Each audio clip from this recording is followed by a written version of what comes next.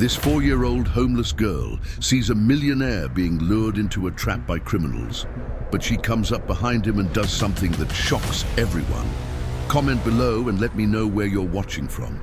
I'd love to know where you are, and please subscribe to my channel to support my work. I'm counting on your help. The morning sun still struggled to break through the heavy clouds over Central Square in Springfield when Lily awoke in her usual spot, beneath the awning of the old, abandoned drugstore. By 4 years old, the girl had already learned to distinguish the sounds of the waking city, the hum of the first cars, the shuffle of hurried workers' feet, and most importantly, the metallic clinking of the small brown leather briefcase that announced his arrival. Arthur Peterson, 67 years old, walked through the square every day at exactly 7 a.m., always following the same route. His steps were measured, deliberate, as if each movement had been calculated years before. The briefcase never left his right hand, gripped with a strength that contrasted with the apparent fragility of his body, stooped by time. Lily had been watching him for 8 months, ever since she arrived at that square seeking shelter after wandering through the streets of neighboring towns. There was something about the old man's meticulous way that fascinated her. He always stopped at the same bench, always looked at the same spot on the horizon, always murmured words she couldn't quite understand, but which seemed laden with deep sadness. The girl had tangled brown hair that hadn't seen a comb in weeks, large, expressive eyes that revealed a precocious intelligence forged by the necessity of survival. Her clothes, a faded pink dress that had once been nice, were torn in several places and dirty from the square's dirt where she slept every night. On that particular morning, something was different. Lily noticed it as soon as she opened her eyes. 3 men she had never seen before were strategically positioned around the square, pretending to read newspapers, check their phones, or look at the still-closed shop windows. But she had learned to read people, and their eyes always returned to the same spot, the bench where Arthur would sit in a few minutes. The first man was tall and thin, wearing a light blue dress shirt and brown dress pants.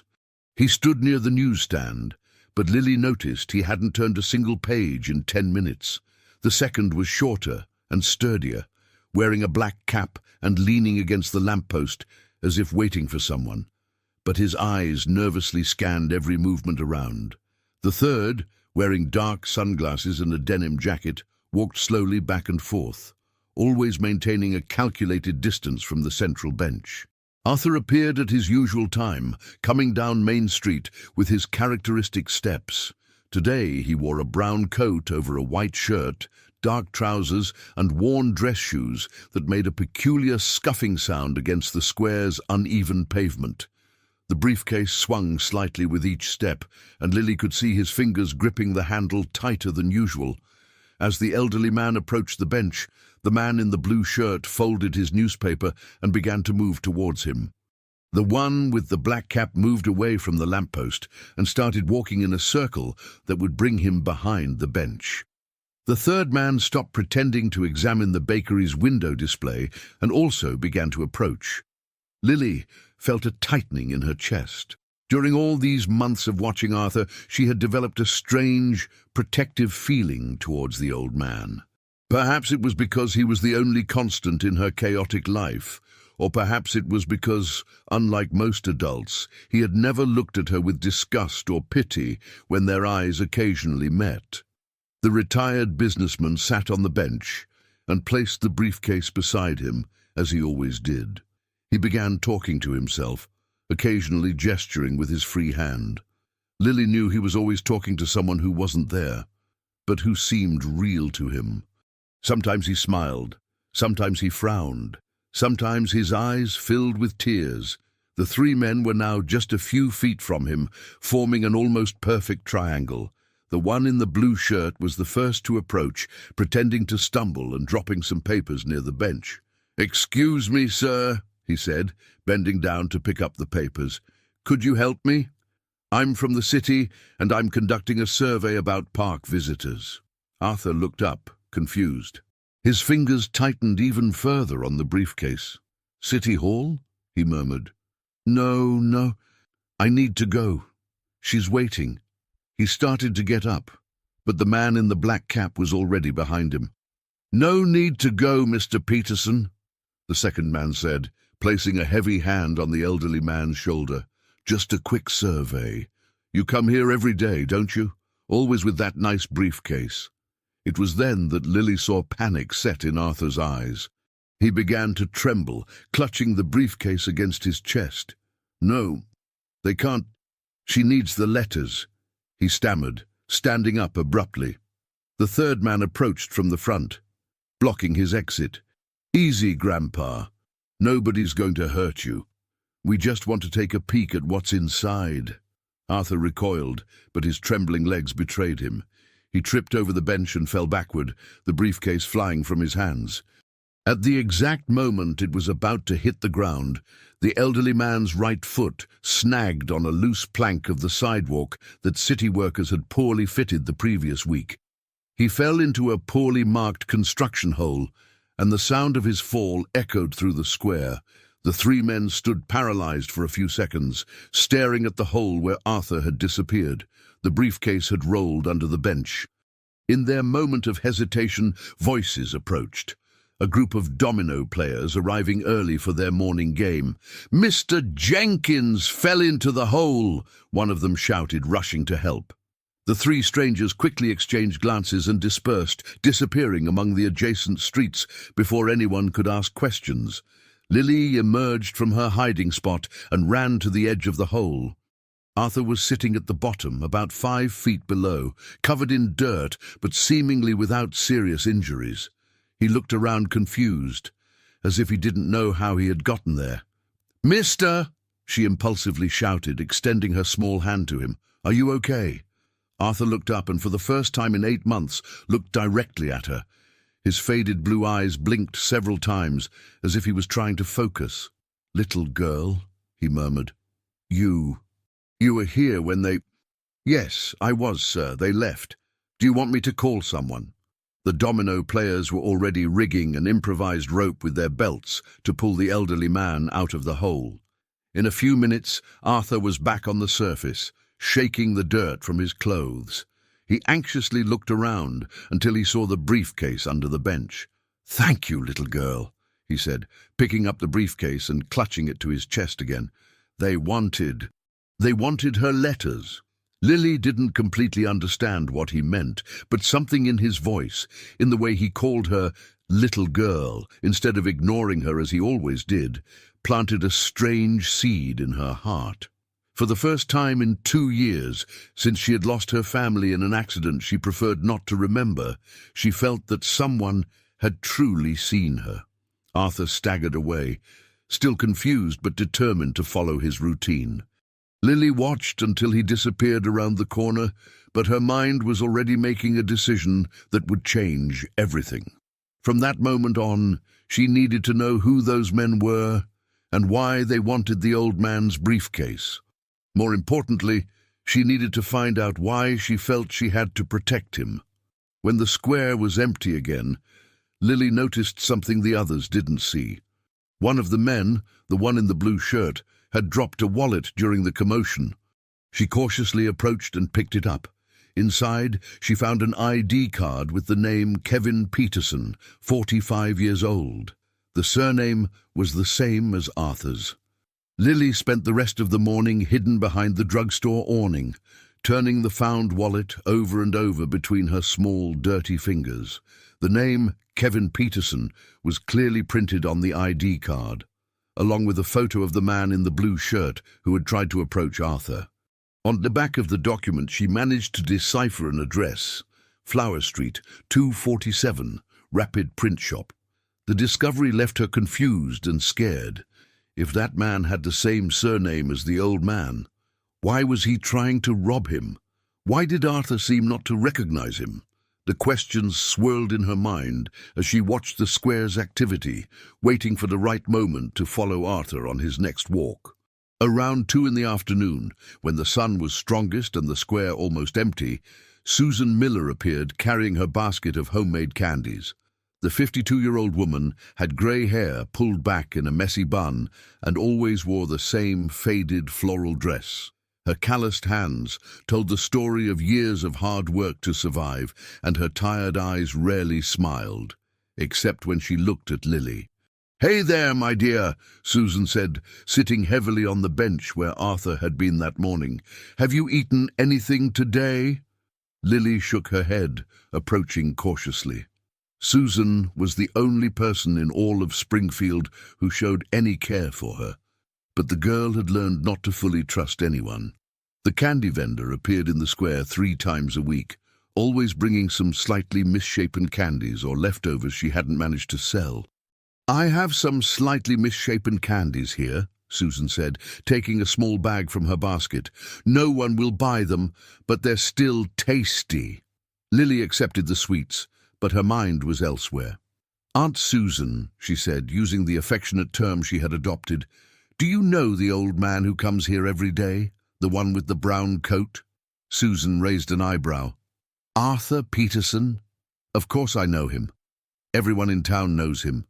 He owned the largest fertilizer company in the region. Why are you asking?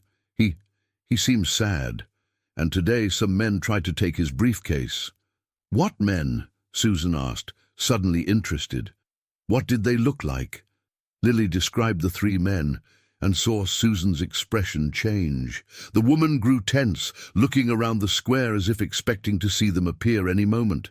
"Lily, you need to stay away from things like that," she said, her voice heavy with real concern.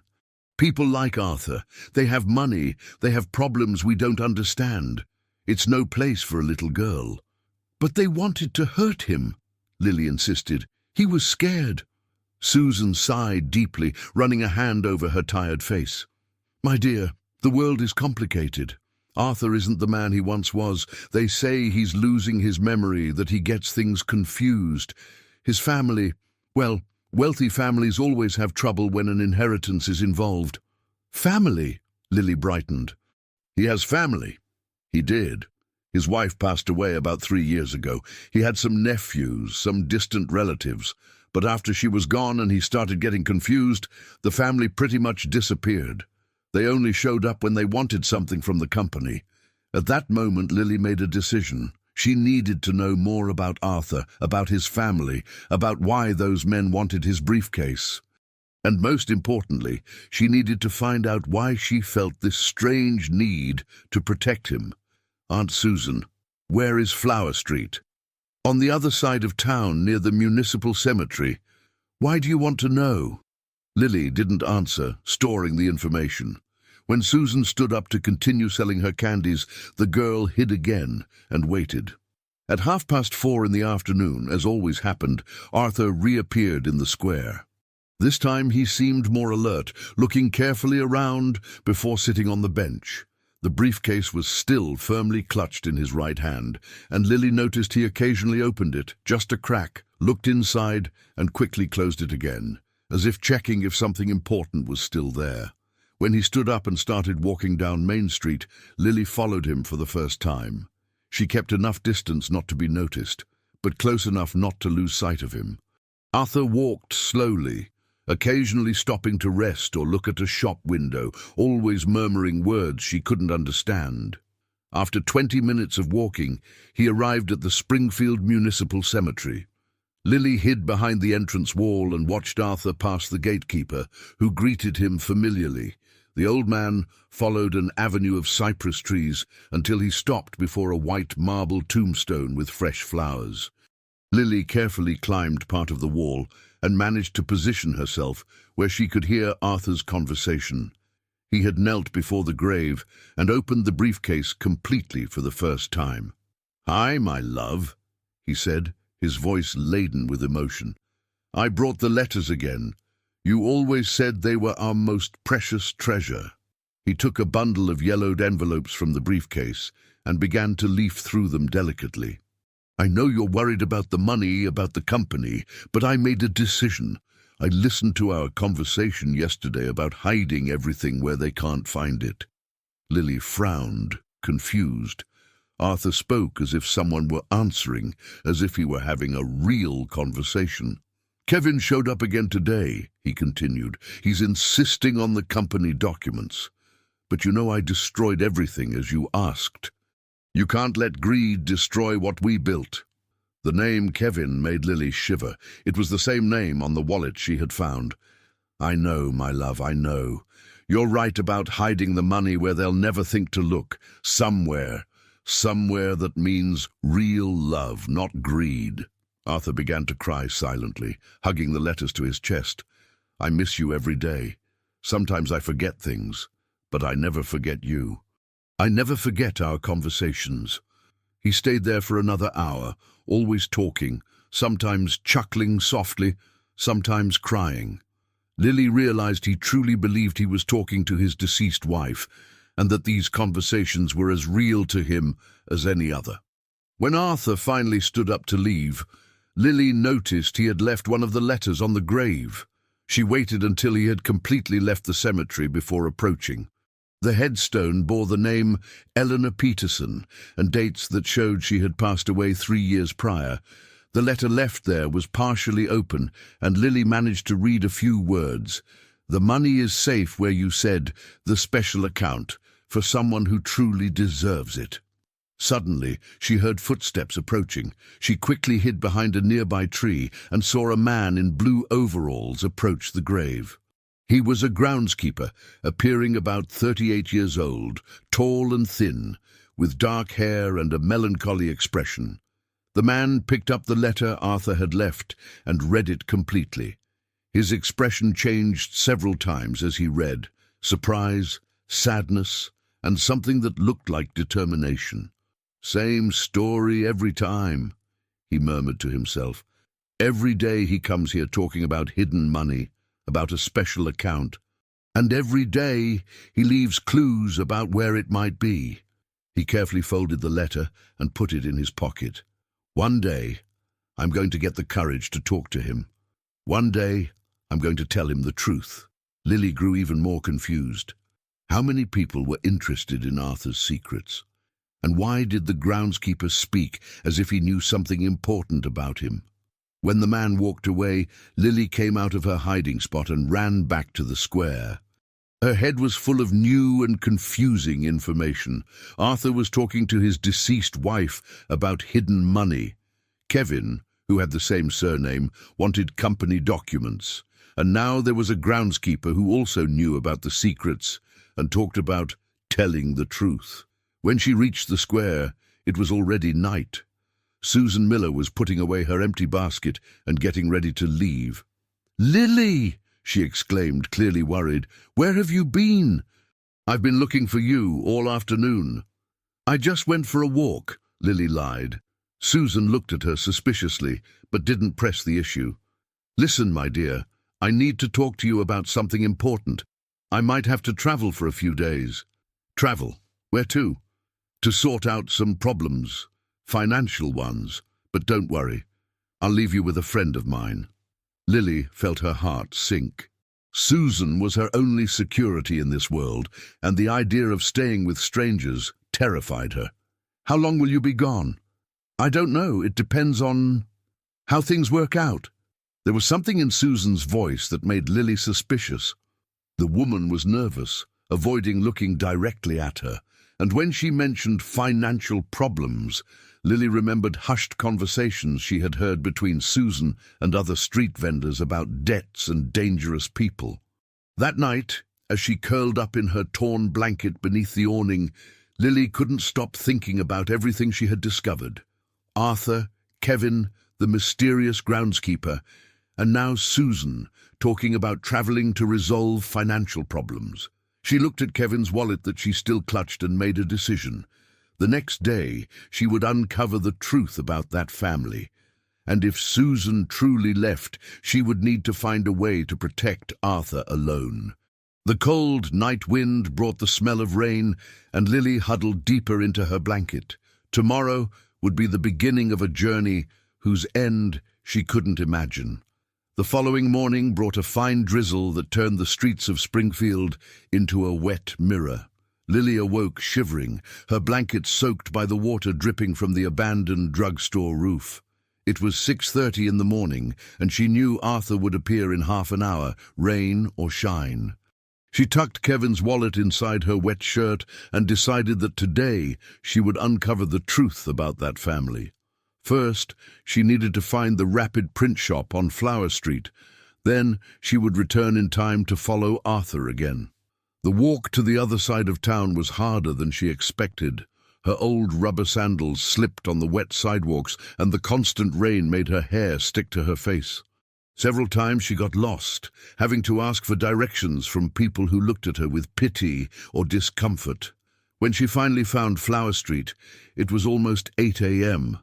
The print shop was a small, poorly maintained building with faded signs on its facade and windows fogged by humidity. Through the glass, she could see old machines and piles of paper scattered everywhere. Lily hid behind a parked car and watched. After a few minutes, she saw Kevin arrive for work. He wore a white t-shirt and jeans and carried a backpack. When he entered the print shop, she could hear his voice through the slightly ajar door. "Good morning, Mr. Jenkins," Kevin said to an older man who was tinkering with one of the machines. "Late again, Kevin," grumbled the man. "You've been very distracted lately. Problems at home?" "Not exactly," Kevin replied, hanging his backpack on a wall hook. "It's about my uncle. He's getting worse, and I need to sort some things out before what? Before he forgets everything. Before it's too late." Lily moved closer to the window, trying to listen better. Through the fogged glass, she could see Kevin gesturing nervously as he spoke. "Mr. Jenkins, you knew my uncle when he owned the company, didn't you? Do you remember if he ever talked about keeping important documents somewhere?"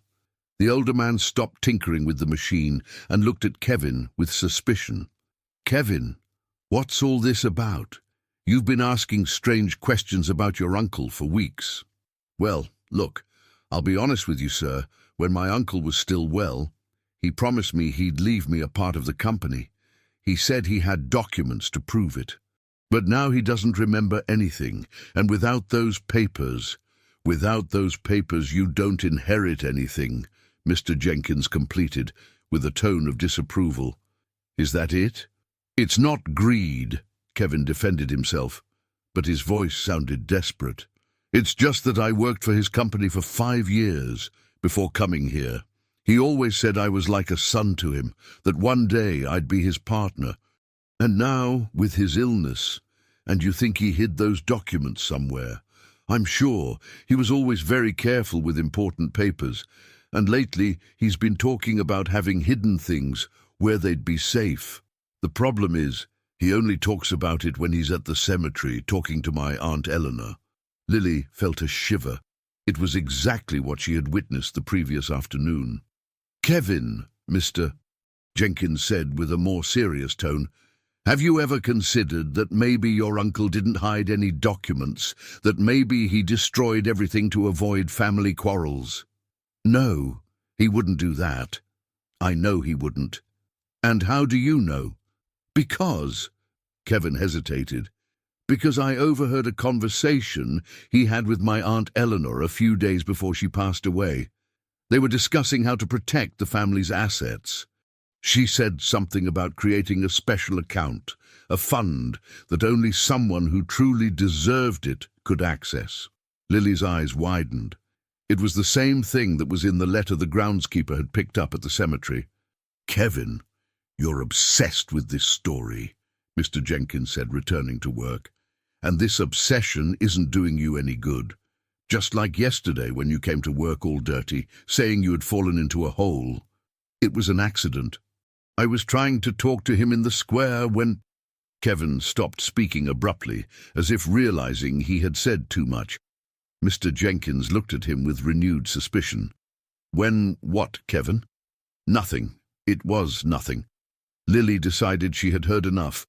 Now she knew that Kevin really was Arthur's nephew, and that he believed he was entitled to an inheritance. But she also knew that he was willing to use questionable methods to get what he wanted. She ran back to Central Square, arriving soaked and breathless at 9:15.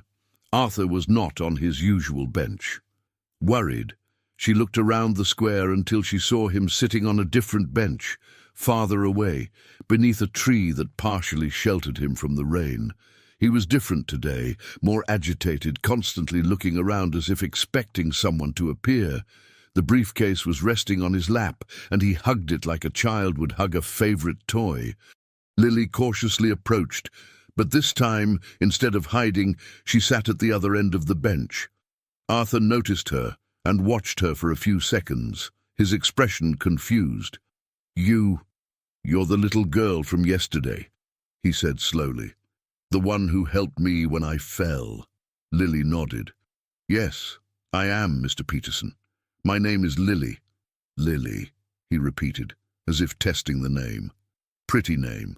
Do you have family, Lily?" The question caught the girl off guard. She felt tears well up in her eyes. "No, Mr. Peterson, I don't have family anymore." "Me neither," he said sadly. "I mean, I did, but they only care about money. They only care about the inheritance." "Are you afraid of them?" Arthur looked at her with surprise, as if he didn't expect a child to ask such a direct question. "Yes, I am. Especially Kevin. He was a good boy when he was little, but he grew up greedy, always wanting more than he deserved." "Why do you always carry that briefcase?" "Because it holds the most important things in the world," he replied, clutching the briefcase to his chest. "The letters my Eleanor wrote to me during all the years we were together, they are my most precious treasure." "And is there anything else important in there?"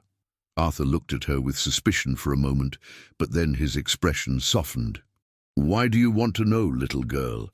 "Because I saw some men trying to steal your briefcase yesterday, and I got worried." "Men? What men?" Lily described Kevin and his two companions.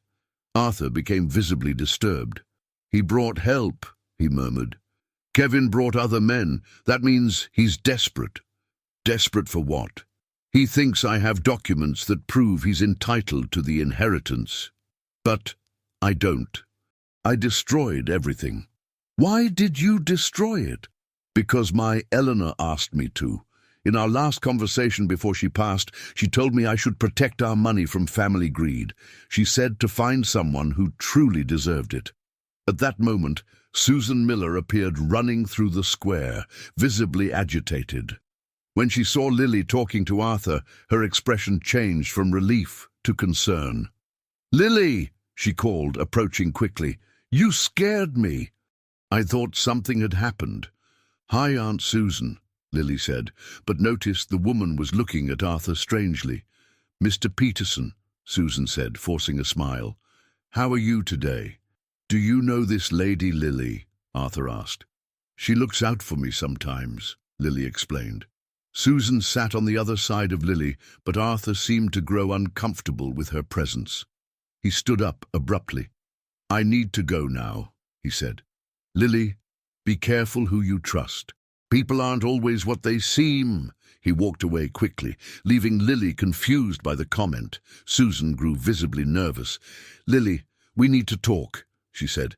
"About my trip. I'm going to have to leave today." "Today? But you said it would only be a few days." "Things have changed. I have to resolve an urgent situation." Susan nervously scanned the square, as if expecting to see someone. "Listen, my dear. My friend Brenda will look after you while I'm gone.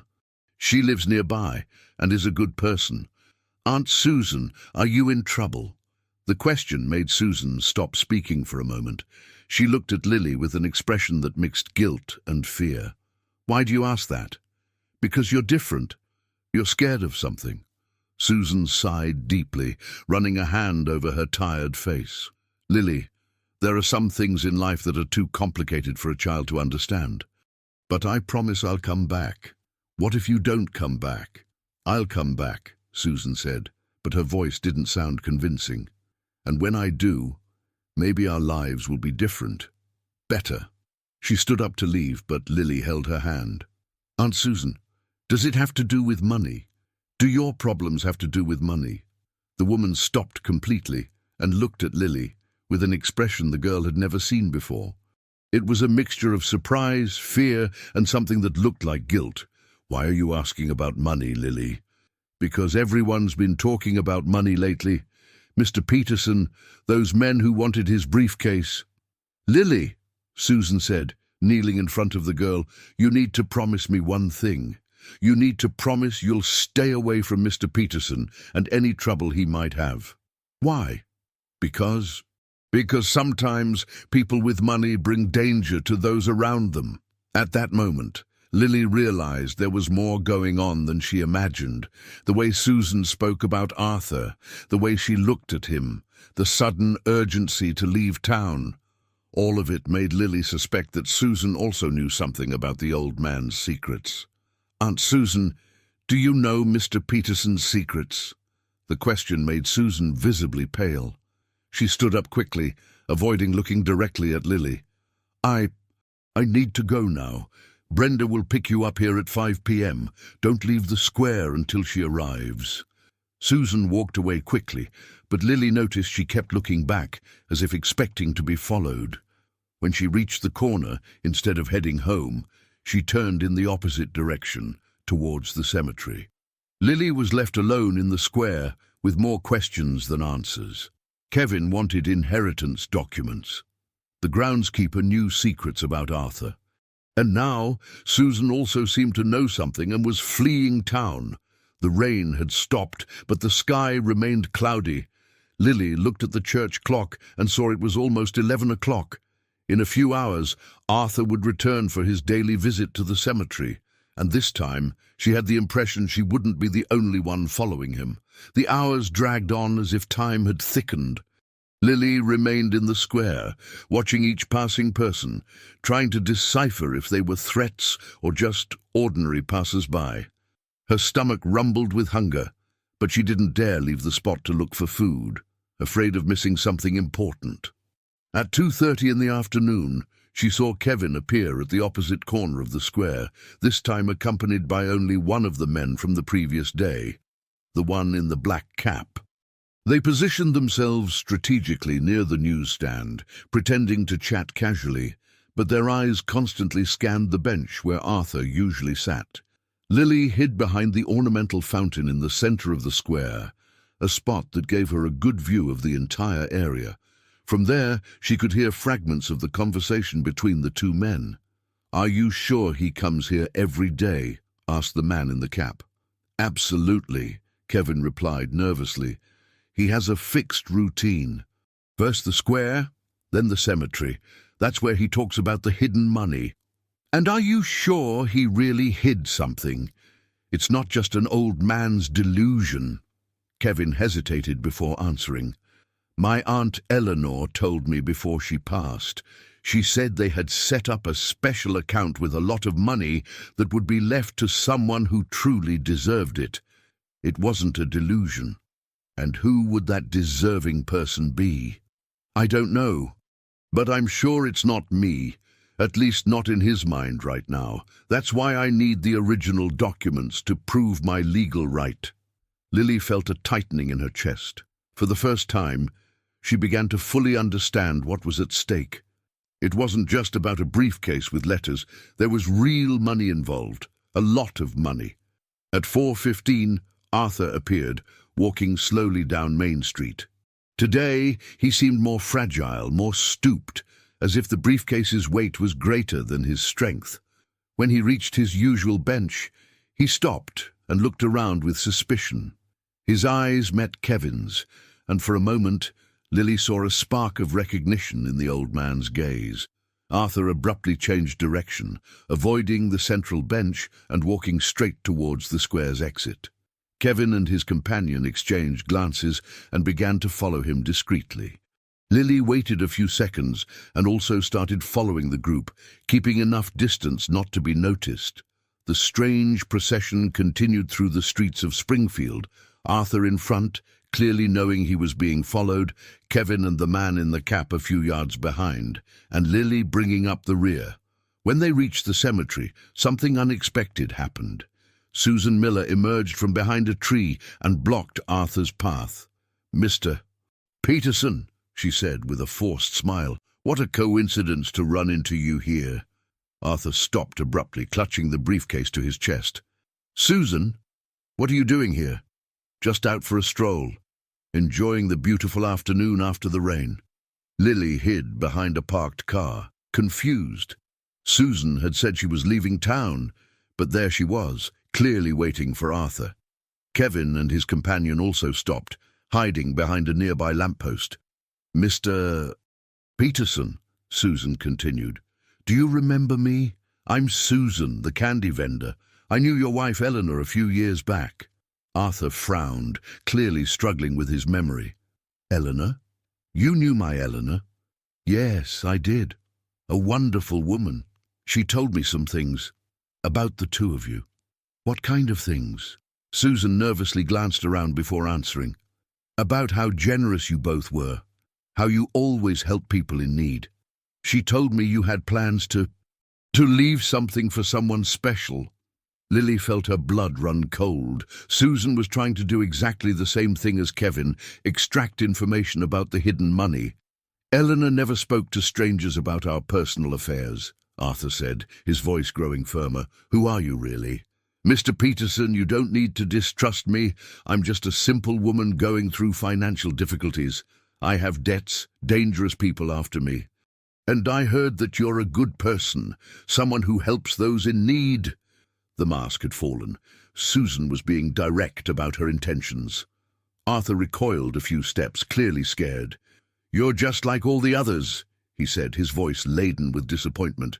You only want money. It's not like that, Mr. Peterson. It's just that I really need help. I have a little girl to take care of, Lily. If I can't get money to pay my debts, they'll hurt her too. Lily felt as if she'd been punched in the stomach. Susan was using her as a bargaining chip, trying to elicit pity from Arthur to get money. Where is this little girl now? Arthur asked. In the square, waiting for me. Poor thing, she has no one else in the world. If anything happens to me. You're lying, Arthur said with surprising firmness. I've met this little girl. She's brave, independent. She doesn't need you to survive. The accusation made Susan change her strategy. Her voice grew harder, more desperate. Mr. Peterson, you don't understand. I owe money to very dangerous people. If I don't pay by tomorrow, they'll hurt me. And they might hurt Lily too, just because she's with me. Then get out of here. Leave the little girl alone. I can't leave without money. Please, Mr. Peterson, I know you have money saved. Everyone in town knows. I just need a little, enough to pay off my debt. At that moment, Kevin emerged from his hiding spot, unable to just listen. Uncle Arthur, he called, walking quickly towards the group. So good to find you here. Arthur turned, and when he saw Kevin, his expression transformed into a mixture of fear and anger. You, he said. Did you bring this woman here? Are you working together? What woman? Kevin asked, looking at Susan with genuine confusion. I don't know this lady. Susan also seemed surprised to see Kevin. Who are you? She asked. I'm Kevin, his nephew. And you? Susan. And we're not working together. Each of us is here for our own reasons. Arthur looked from one to the other, realizing he was being cornered by two different people, each with their own greedy intentions. You're all the same, he said, his voice trembling with emotion. You all want my money. Nobody cares about me, only what I can give. Uncle, it's not like that, Kevin tried. I care about you. I just want what's rightfully mine. And I just want to survive, Susan said. You can't hoard money while people are in need. It was at that moment that a third person appeared. The groundskeeper Lily had seen the day before approached the group, carrying a shovel and wearing his work overalls. Mr. Peterson, he said, is everything all right? I heard raised voices. David, exclaimed Arthur, looking relieved. So glad you showed up. Kevin and Susan looked at the newcomer with suspicion. Who are you? Kevin asked. David Miller. I work here at the cemetery. I've known Mr. Peterson for some time. Since when does a cemetery worker get involved in family matters? Susan asked with irritation. Since I care about people being harassed by opportunists, David replied, stepping protectively in front of Arthur. Lily realized the situation was getting too tense. There were 4 adults there, 3 of them clearly interested in Arthur's money, and only David seeming genuinely concerned about the old man's well-being. It was then that Arthur did something nobody expected. He opened the briefcase in front of everyone. "Do you want to know what's inside?" he shouted, his voice laden with emotion. "Do you want to see my treasure?" He turned the briefcase upside down, and dozens of yellowed letters fell onto the wet ground. Some scattered with the wind, others became waterlogged in the mud. "There," he said, crying. "Is this what you wanted? Love letters from my Eleanor? Words of affection she wrote to me for 50 years of marriage? Is this what you think is worth money?" Kevin and Susan looked at the scattered letters with obvious disappointment. David immediately knelt to try and save what he could of the wet paper. "Uncle," Kevin said, "where are the company documents? The papers that prove my right to the inheritance?" "I destroyed them," Arthur said with a coldness that surprised everyone. "I burned everything 3 months ago, exactly as my Eleanor asked me to before she passed." The silence that followed was broken only by the sound of the wind through the cemetery trees. Kevin turned white as a sheet. "Destroyed? But those were legal documents. They were proof of my rights." "You have no rights," Arthur said. "Never did. Eleanor and I decided to leave our money to someone who truly deserved it. Someone who would love us for who we are, not for what we have." Susan stepped forward, seeing an opportunity. "Mr. Peterson, I really care about you, and I look after Lily as if she were my own daughter." "That's a lie," Lily said with a firm voice that surprised even herself. "You only gave me old candies sometimes. You never offered me a home, never offered me a bath, never offered me clean clothes. And now you want to use my name to get money." David stopped collecting the letters and looked at Lily with a strange expression. "Little girl, can I ask you a question?" "Yes? Do you have family, parents, grandparents, aunts, uncles?" "I don't have anyone anymore. I lost everyone in an accident 2 years ago." "How do you survive on your own?" "I sleep in the square. I ask for food when I'm really hungry. Sometimes people give me things." David and Arthur exchanged a look that Lily couldn't interpret. Something was passing between the 2 men, a silent communication that excluded everyone else. "Mr. Peterson," David said carefully, "may I speak with you privately?" "You can speak in front of everyone. I have no more secrets." David took a deep breath before speaking. "I'm not just a groundskeeper who casually knows you." Kevin and Susan paid immediate attention, sensing that something important was about to be revealed. "My full name is David Miller Peterson. Peterson is the surname I gained when I was adopted at 6 months old." The silence that followed was deafening. Kevin's eyes widened, Susan's jaw dropped, and Arthur closed his eyes as if an old pain had resurfaced. "You are," Kevin began. "I am Arthur Peterson's son," David confirmed, "a son he abandoned as a baby 38 years ago." Lily looked from David to Arthur, trying to process this information. Arthur had a son who had been abandoned and who now worked as a groundskeeper in the very cemetery where Arthur came to talk to his wife every day. "How do you know this?" Arthur asked, his voice trembling. "Because I spent my whole life looking for you. The family who adopted me was always honest about my origins. They told me my biological mother's name was Rose Miller, and that my father was a businessman from Springfield named Arthur Peterson." "Rose," Arthur murmured, and tears began to stream down his face. "My Rose. Do you remember her?" "Of course I remember. She was young. It was a mistake. I was married. She worked at the company. When I found out she was pregnant, I offered money to resolve the situation. She didn't want an abortion," David said. "She preferred to have me and give me to a family who could raise me." "And she died during childbirth," Arthur completed, his old guilt resurfacing with full force. "Because of me." Kevin couldn't stay silent anymore. Wait a minute. If you're his son, then you have more right to the inheritance than anyone. I didn't come here for money, David said firmly. I came because I wanted to meet my father before it was too late. I've been watching you talk for months, waiting for the right moment to introduce myself. Susan saw a different opportunity. If you're father and son, you can resolve this money issue within the family, but remember that Lily needs care. Lily doesn't need you, David said, looking directly at the girl. She needs a real family. Arthur slowly stood up, looking at Lily and then at David. I made many mistakes in my life. I abandoned a son, ignored family greed, focused only on money and business, while the important people around me suffered.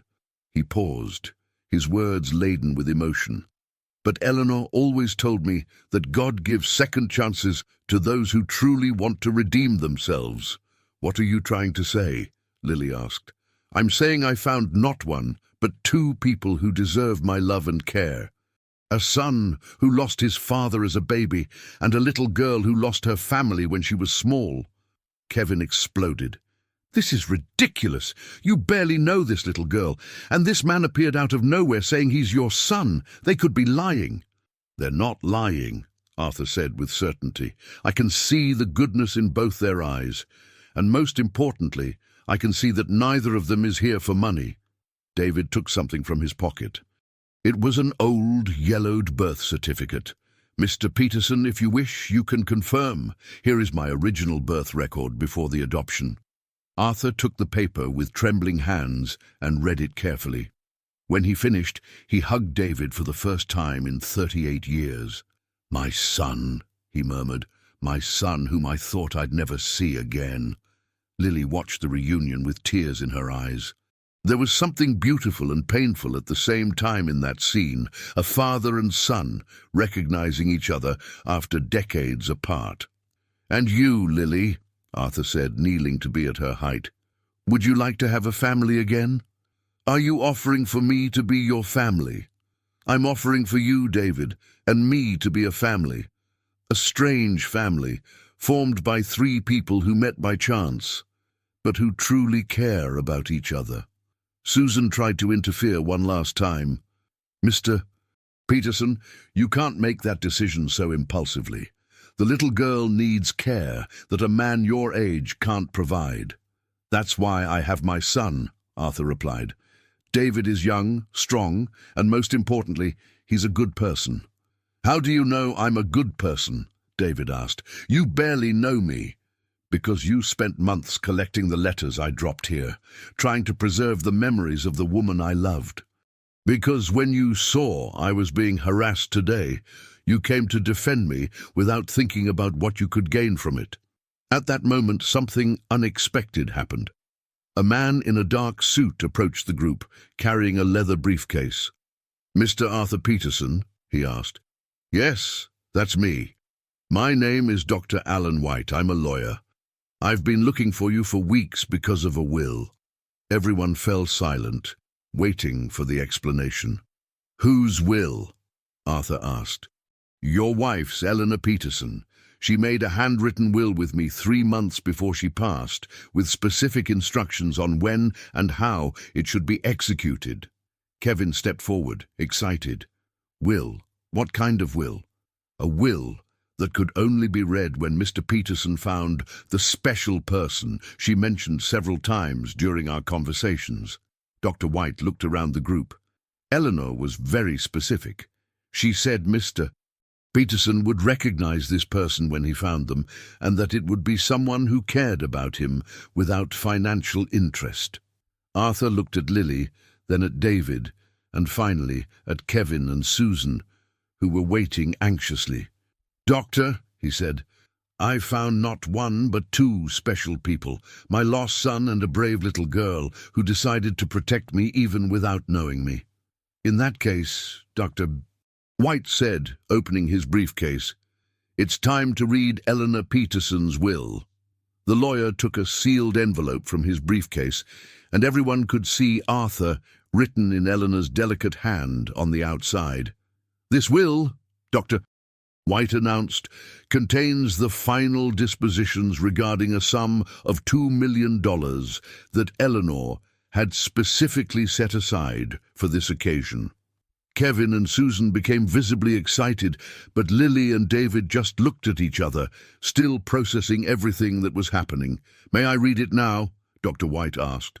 Arthur nodded, holding Lily's and David's hands firmly. "You may. It's time to discover what my Eleanor's final plan was." Doctor. White carefully opened the sealed envelope, revealing several sheets of handwritten paper in Eleanor's elegant script. The wind blowing through the cemetery trees made the sheets tremble in his hands, creating an almost supernatural atmosphere. "Before reading the will," the lawyer said, "I need to clarify that Eleanor was very specific about the conditions for its execution. She demanded that I wait until Arthur found someone who demonstrated genuine love for him without knowledge of this inheritance." Kevin couldn't contain himself. "But that's impossible to prove. Anyone can pretend they didn't know about the money." "That's why Eleanor created an observation system," Dr. White explained. "Over the past 3 years, I hired discreet investigators to monitor Arthur's interactions with different people. Everything was documented." Susan turned pale. "Investigators? What kind of investigators?" "People who posed as city officials, merchants, even other cemetery visitors. All attempts to approach Arthur out of financial interest were recorded." The lawyer took an additional folder from his briefcase. "I have detailed reports here on every person who tried to take advantage of him in recent years." Lily cowered behind Arthur, frightened by the revelation that she had been observed without knowing it. David remained impassive, but Kevin and Susan were visibly nervous. "Dr. White," Arthur said, "Eleanor really organized all this?" "Yes, she did. She knew that after her passing, many people would try to take advantage of your condition and your wealth. She wanted to ensure the money went to someone who truly loved you." The lawyer began to read. "My dearest Arthur, if you are hearing these words, it means you have finally found the special person we talked so much about. During our 50 years together, I learned that true love manifests in small and selfless actions, not in pretty words or grand promises." Arthur closed his eyes, recognizing his wife's words. "Therefore, I leave specific instructions on how our money should be used. The $2 million I set aside should be divided as follows: $1 million for you to use as you wish in your remaining time, and $1 million for the person or people who have shown to care for you without financial interest." Kevin and Susan exchanged glances, still hopeful, but Eleanor wasn't finished. "However, there are important conditions. Dr. White has in his possession detailed reports on everyone who has approached you in the past 3 years. Anyone who has tried to take advantage of you or shown interest in our wealth is automatically disqualified." The silence that followed was broken only by the sound of the wind through the leaves. Dr. White continued reading. "Arthur, my love, I trust your ability to recognize a pure heart. But should you have doubts, the investigators documented a particular behavior that should be considered definitive, someone who physically protected you without knowing about this inheritance and without expecting reward." Lily felt all eyes turn to her. It was obvious Eleanor was referring to the previous day's incident when she had shouted to protect Arthur from the men in the square. "Furthermore," the lawyer continued, "there is a second condition. If you find a family member who has genuinely repented past wrongs and shown true love, that person should also be considered. Forgiveness and redemption are an essential part of love." Everyone looked at David, who had spent months silently tending to Eleanor's letters in the cemetery. Dr. White paused and took out another folder. "Now I need to read the investigators' reports on each person present." He opened the first folder. "Kevin Peterson. 7 attempts to approach Arthur recorded in the last 2 years, always questioning about company documents or inheritance. In the last week, he hired 2 men to help him intimidate Arthur and try to steal his briefcase. Kevin tried to protest, but Dr. White continued. Susan Miller, 3 attempts to approach Arthur recorded, always claiming financial distress. Today she was observed lying about caring for a child to arouse pity and get money. Susan lowered her head, knowing she had been completely exposed.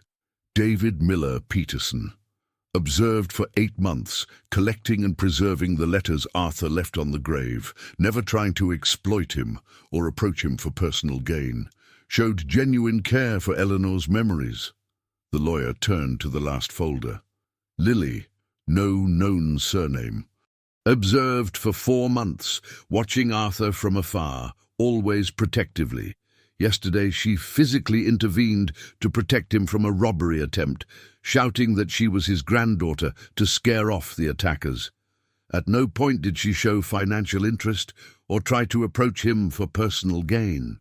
Lily was surprised to learn she had been observed for so long. Based on these reports, Dr. White said, and following Eleanor's specific instructions, the inheritance of $1 million should be divided between David Miller Peterson and the little girl, Lily. The revelation caused opposite reactions in the group. Lily and David were in shock, unable to fully process the information. Kevin exploded in anger, and Susan began to cry. "That's unfair," Kevin shouted. "I'm his nephew. I have blood rights." "Blood rights don't include inheritance rights when you try to rob and intimidate," Dr. White replied coldly. "And me?" Susan asked through tears. "I really need this money. I have huge debts." "Your debts are the result of your own choices," Arthur said, with a firmness that surprised everyone, and trying to use Lily as a bargaining chip was despicable.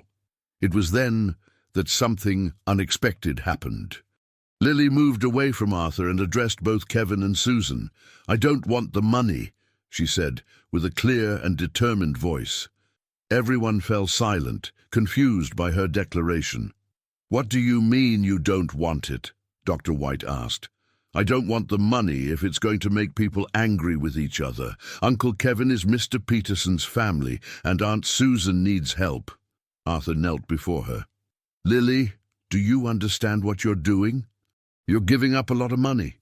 "Yes, I do, but money won't give me a family, and that's what I want most." David approached. "Lily's right. I didn't come here for the money either. I came to meet my father." Dr. White looked confused at the group. "But you can't just refuse the inheritance. Eleanor was very specific about her instructions." "Then we'll do something different," Arthur said, an idea forming in his mind. "Eleanor said I could use my million as I wished, right?" "Correct. Then I want to use part of it to help Kevin pay off his debts and start over, on the condition that he stops trying to appropriate what isn't his." Kevin's jaw dropped. "Uncle, you'd do that for me after everything I've done?" "I would if you promised to change. Eleanor spoke of forgiveness and redemption. Everyone deserves a second chance." Arthur turned to Susan. "And you, Susan, you can receive help to pay your debts, but on one condition." "What condition?" "That you stop lying and trying to manipulate people, and that you never again use Lily or any other child to get what you want." Susan nodded vigorously, tears of relief streaming down her face. "And as for the rest of the money," Arthur continued, "I want to create a fund for orphaned children in Springfield, a place where girls like Lily can have a home, food, and education." Dr. White quickly made notes. "And Lily and David, how do they fit into this story?" "They remain my family," Arthur said firmly. "They don't need money for that. They need love, care, a home, and that I can give." Lily ran to hug Arthur, followed by David. For the first time in years, she felt truly safe. "But Lily will still receive her share of the inheritance," Dr. White insisted. "Those are Eleanor's instructions." "Then let her money be kept until she grows up," David suggested. "For her education, for her future, but let her have a normal childhood without knowing about it." "I can agree to that," Dr. White said. At that moment, when everything seemed to be resolving perfectly, another man appeared in the cemetery. He was younger than Kevin, wore expensive clothes, and had a determined expression on his face. "Excuse me for interrupting," he said, "but I'm looking for Arthur Peterson." "That's me," Arthur replied, suspicious. "My name is Andrew Peterson. I'm Kevin's cousin and your nephew, sir, and I came here because I heard there's an inheritance being distributed." Everyone's heart sank. Another interested party had appeared, threatening the harmony that had finally been achieved.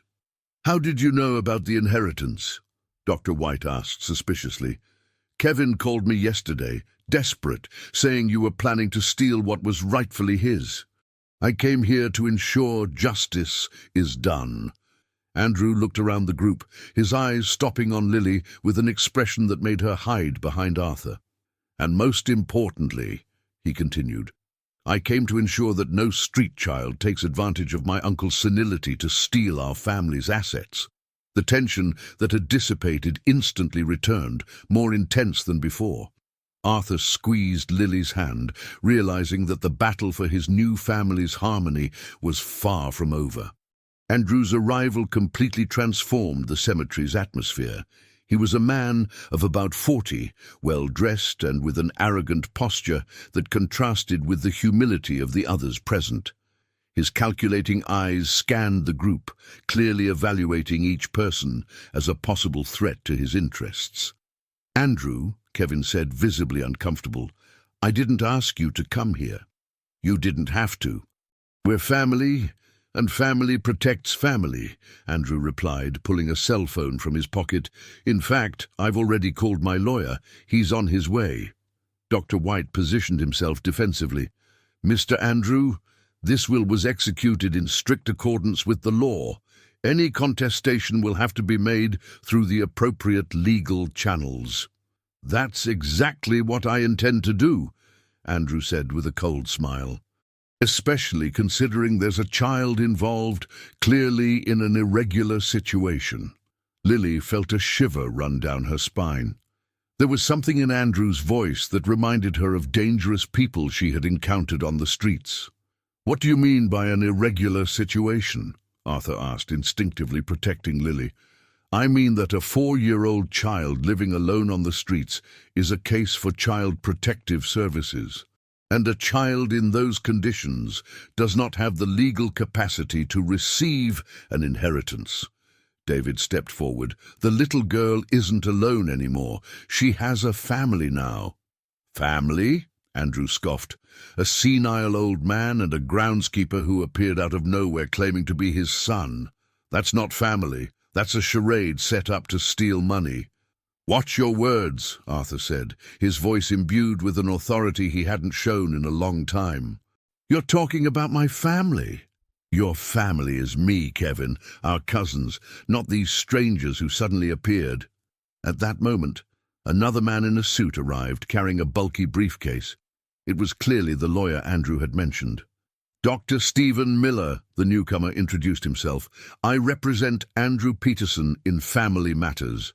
Dr. White sighed. "Dr. Miller, I imagine you're here to contest the will." "Among other things. But mainly, I'm here to protect the rights of an elderly man who is clearly being manipulated." "Manipulated how?" David asked, indignant. "It's obvious," Dr. Miller said, opening his briefcase. "A man with early-onset Alzheimer's, vulnerable and alone, being convinced by opportunists to distribute his inheritance to strangers." He took out some papers.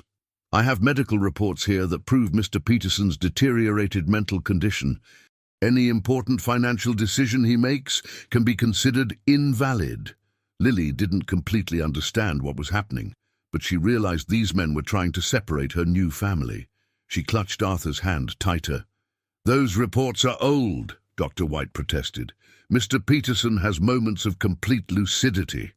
"Moments are not enough for decisions involving millions of dollars," Dr. Miller retorted.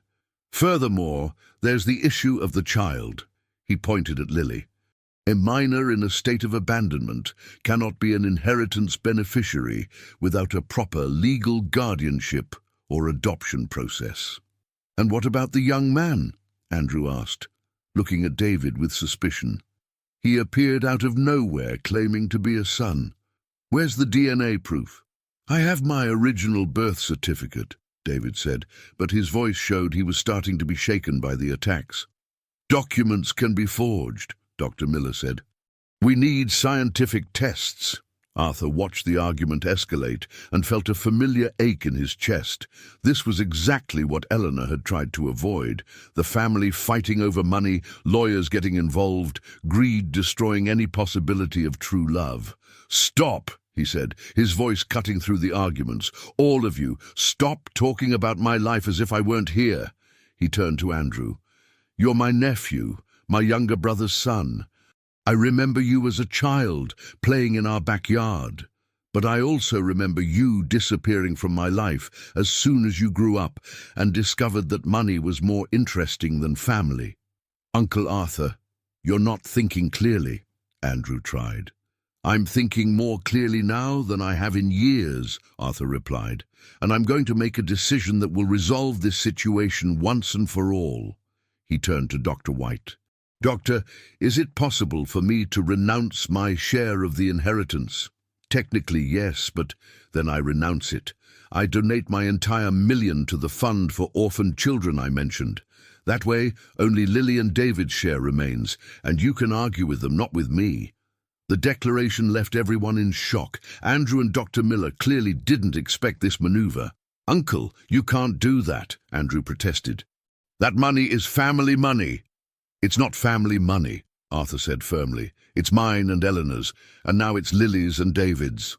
Dr. Miller tried a new approach. Mr. Peterson, even if you renounce your share, there's still the issue of the child's legal capacity and the need for proof of the young man's paternity. Then do the tests, David said. I know who I am. I'm not afraid of scientific proof. And what about the little girl? Dr. Miller insisted. She clearly needs to be under state guardianship until her situation is regularized. It was then that Lily did something that surprised everyone present. She let go of Arthur's hand and walked directly up to Andrew. Why do you want to hurt our family? She asked, looking him directly in the eyes. Andrew was disconcerted by the child's direct question. I don't want to hurt anyone. I just want to protect my uncle. Protect him from what? From people who like him? From people who want to take advantage of him? Like you're doing now? The innocent but devastatingly accurate question left Andrew speechless for a few seconds. It's not the same thing, he finally said. Yes, it is, Lily insisted. You want his money just like the others. The difference is you're using nice words to try and get it. Dr. Miller tried to intervene. Little girl, you don't understand the legal aspects involved. I understand that everyone wants money, but nobody wants to take care of Mr. Peterson when he's sad or sick. At that moment, a new person arrived at the cemetery. She was a middle-aged woman, wearing simple clothes, who approached the group with hesitation. Excuse me, she said. I'm looking for a little girl named Lily. Everyone turned to the newcomer. Lily hid behind Arthur again, suspicious. Who are you, ma'am? David asked. My name is Sarah Brown. I'm a social worker from Springfield's Child Protective Services. Lily's heart froze. She had heard terrible stories about what happened to children who were taken by Child Protective Services. I received an anonymous tip about an abandoned child who was allegedly being exploited by adults interested in money, Sarah continued. Andrew and Dr. Miller exchanged a look that didn't go unnoticed by anyone. You were the ones who made the report, Arthur accused. We did what was necessary to protect a vulnerable child, Dr. Miller defended. Sarah looked around the group, clearly trying to assess the situation.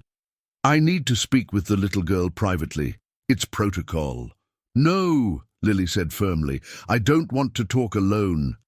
Lily, Sarah said gently, no one's going to hurt you. I just want to understand your situation. My situation is that I found a family, and now you want to separate me from them.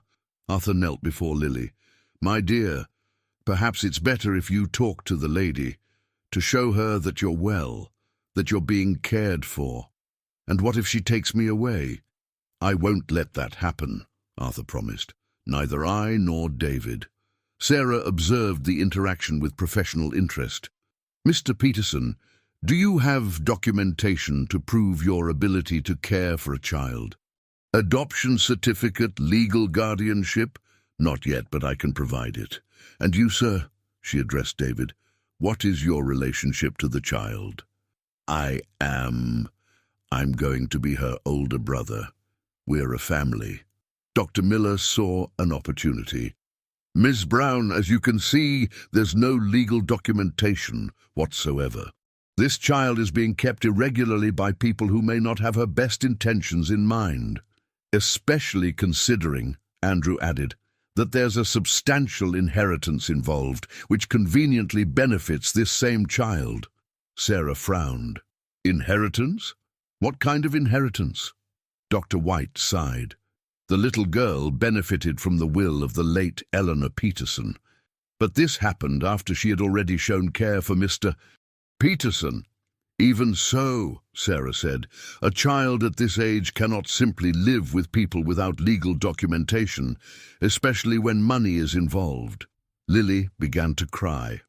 All the security she had felt in the past few hours was unraveling. Once again, adults were making decisions about her life without considering her. Please, she pleaded, I just want to stay with my family. Sarah knelt before the girl. Lily, nobody wants to separate you from people who love you. But I need to be sure you're truly safe. I'm safe. Mr. Peterson and David take care of me. And before them, where did you live? In the square, alone. And how did you meet Mr. Peterson? I saw some men trying to hurt him. Then I yelled at them to stop. Sarah looked at the adults present, clearly trying to separate truth from manipulation. I need to speak with my superiors about this situation. It's very complex. She stood up and moved a few steps away to make a phone call. Meanwhile, Andrew approached Kevin. Do you see what your greed caused? He whispered. Now the situation is completely out of control. My greed? Kevin retorted. You're the one who brought a lawyer and called Child Protective Services. Because you told me they were stealing our inheritance. The cousins' argument was escalating when Sarah returned, her face solemn. I've received instructions to take the little girl for temporary evaluation while the legal situation is resolved. No! Lily cried, clinging to Arthur. I don't want to go.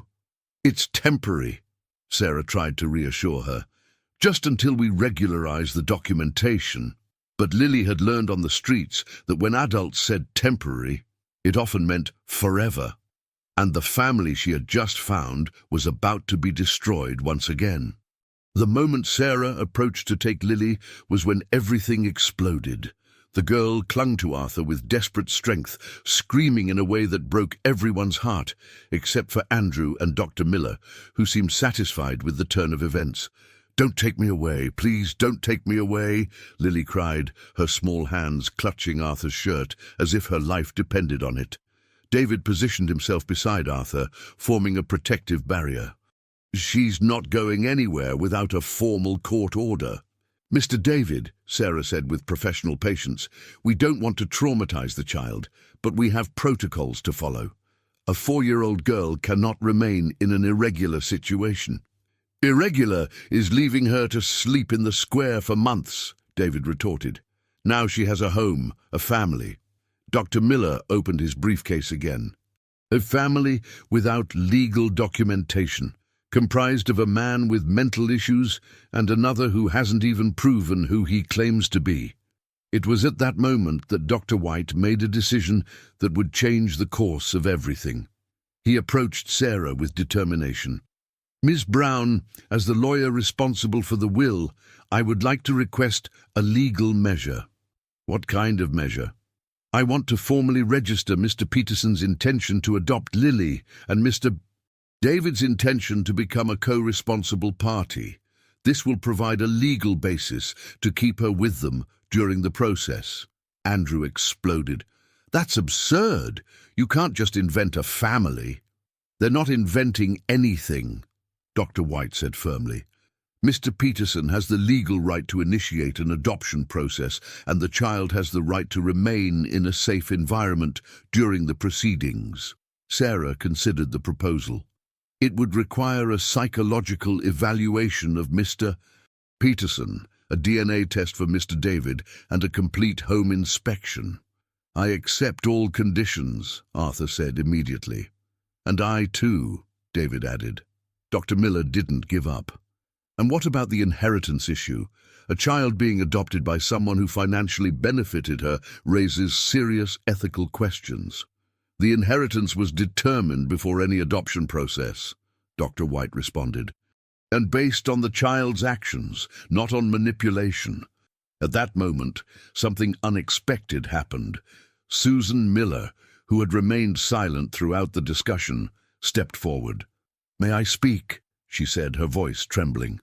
"Susan, no," Kevin murmured, sensing she was about to complicate the situation further. "I need to speak," she insisted, "about Lily." Sarah was immediately interested. "What about her?" Susan took a deep breath, as if preparing for a painful confession. I lied about knowing her family." The silence that followed was tense. Lily looked at Susan with a mixture of fear and curiosity. "Actually," Susan continued, "I know who Lily's relatives are. I know where her aunt is." The revelation was like a bomb. Lily moved away from Arthur, looking at Susan with wide eyes. "My aunt? I have an aunt." "Yes, you do. Her name is Linda Smith. She lives in Charlotte, and she's been looking for you for 2 years. Sarah pulled out a notepad. "Why didn't you say that before?" "Because—" Susan hesitated, clearly struggling with guilt. "Because I was afraid of losing Lily. She was the only person who made me feel like I had some worth." "Where is this aunt?" Sarah asked. "She works at a school in Charlotte. Linda Smith is her name. She'd been looking for Lily through organizations that help lost children." Lily was in shock. For 2 years, she had believed she was completely alone in the world, and now she discovered someone was looking for her. "Why didn't you tell me?" she asked, tears streaming down her face. "Because I was selfish," Susan admitted. "I thought if you knew, you'd leave me. And I got used to our routine, to having someone who was happy to see me." Andrew saw an opportunity. "Perfect! The child has biological family. Problem solved. She goes to her aunt and is no longer my uncle's responsibility." But Lily surprised everyone again. "I don't want to leave," she said firmly. "What do you mean you don't want to?" Sarah asked. "She's your true family." "My true family is here," Lily said, pointing to Arthur and David. "Aunt Linda might like me, but Mr. Peterson and David saved me. They gave me a home, made me feel safe." Sarah looked confused. "Lily, do you understand that your aunt has been looking for you for 2 years? That she must be very worried?" "I understand. But where was she when I was hungry in the square? Where was she when those men tried to hurt Mr. Peterson?" The question left everyone speechless. Lily's loyalty to the family she had chosen was absolute. Dr. Miller tried to use the revelation to his advantage. "This only confirms that the situation was irregular from the start. The child should have been turned over to the authorities to locate her family." "And what if her aunt didn't want her?" David asked. "What if she had ended up in an orphanage?" "Those are speculations," Dr. Miller said. "They are real possibilities," Dr. White retorted. "And fortunately, we don't need to find out, because Lily found a family that wants her." Sarah was clearly torn between protocol and the complex emotional situation before her. "I need to contact this aunt in Charlotte. It's my obligation." "I can call her now," Susan offered, pulling a crumpled paper from her pocket. "I've had her phone number for months." As Susan made the call, moving away from the group, a heavy tension settled. Lily clung to Arthur again, but now there was a different uncertainty in the air. It wasn't just about legalities or money. It was about what would happen when her biological aunt knew where she was. A few minutes later, Susan returned with the phone in her hand. "She wants to talk to Lily," she said, handing her the device. Lily looked at the phone as if it were a venomous snake. I don't want to talk. Lily, Sarah said gently, it's important that you talk to your aunt. And what if she wants to take me away? Then you'll talk about it, Arthur said, kneeling beside her. But remember, you have the right to choose where you want to stay. Do I really? Yes, you do. And no matter what happens, David and I will always be here for you. With trembling hands, Lily took the phone. Hello?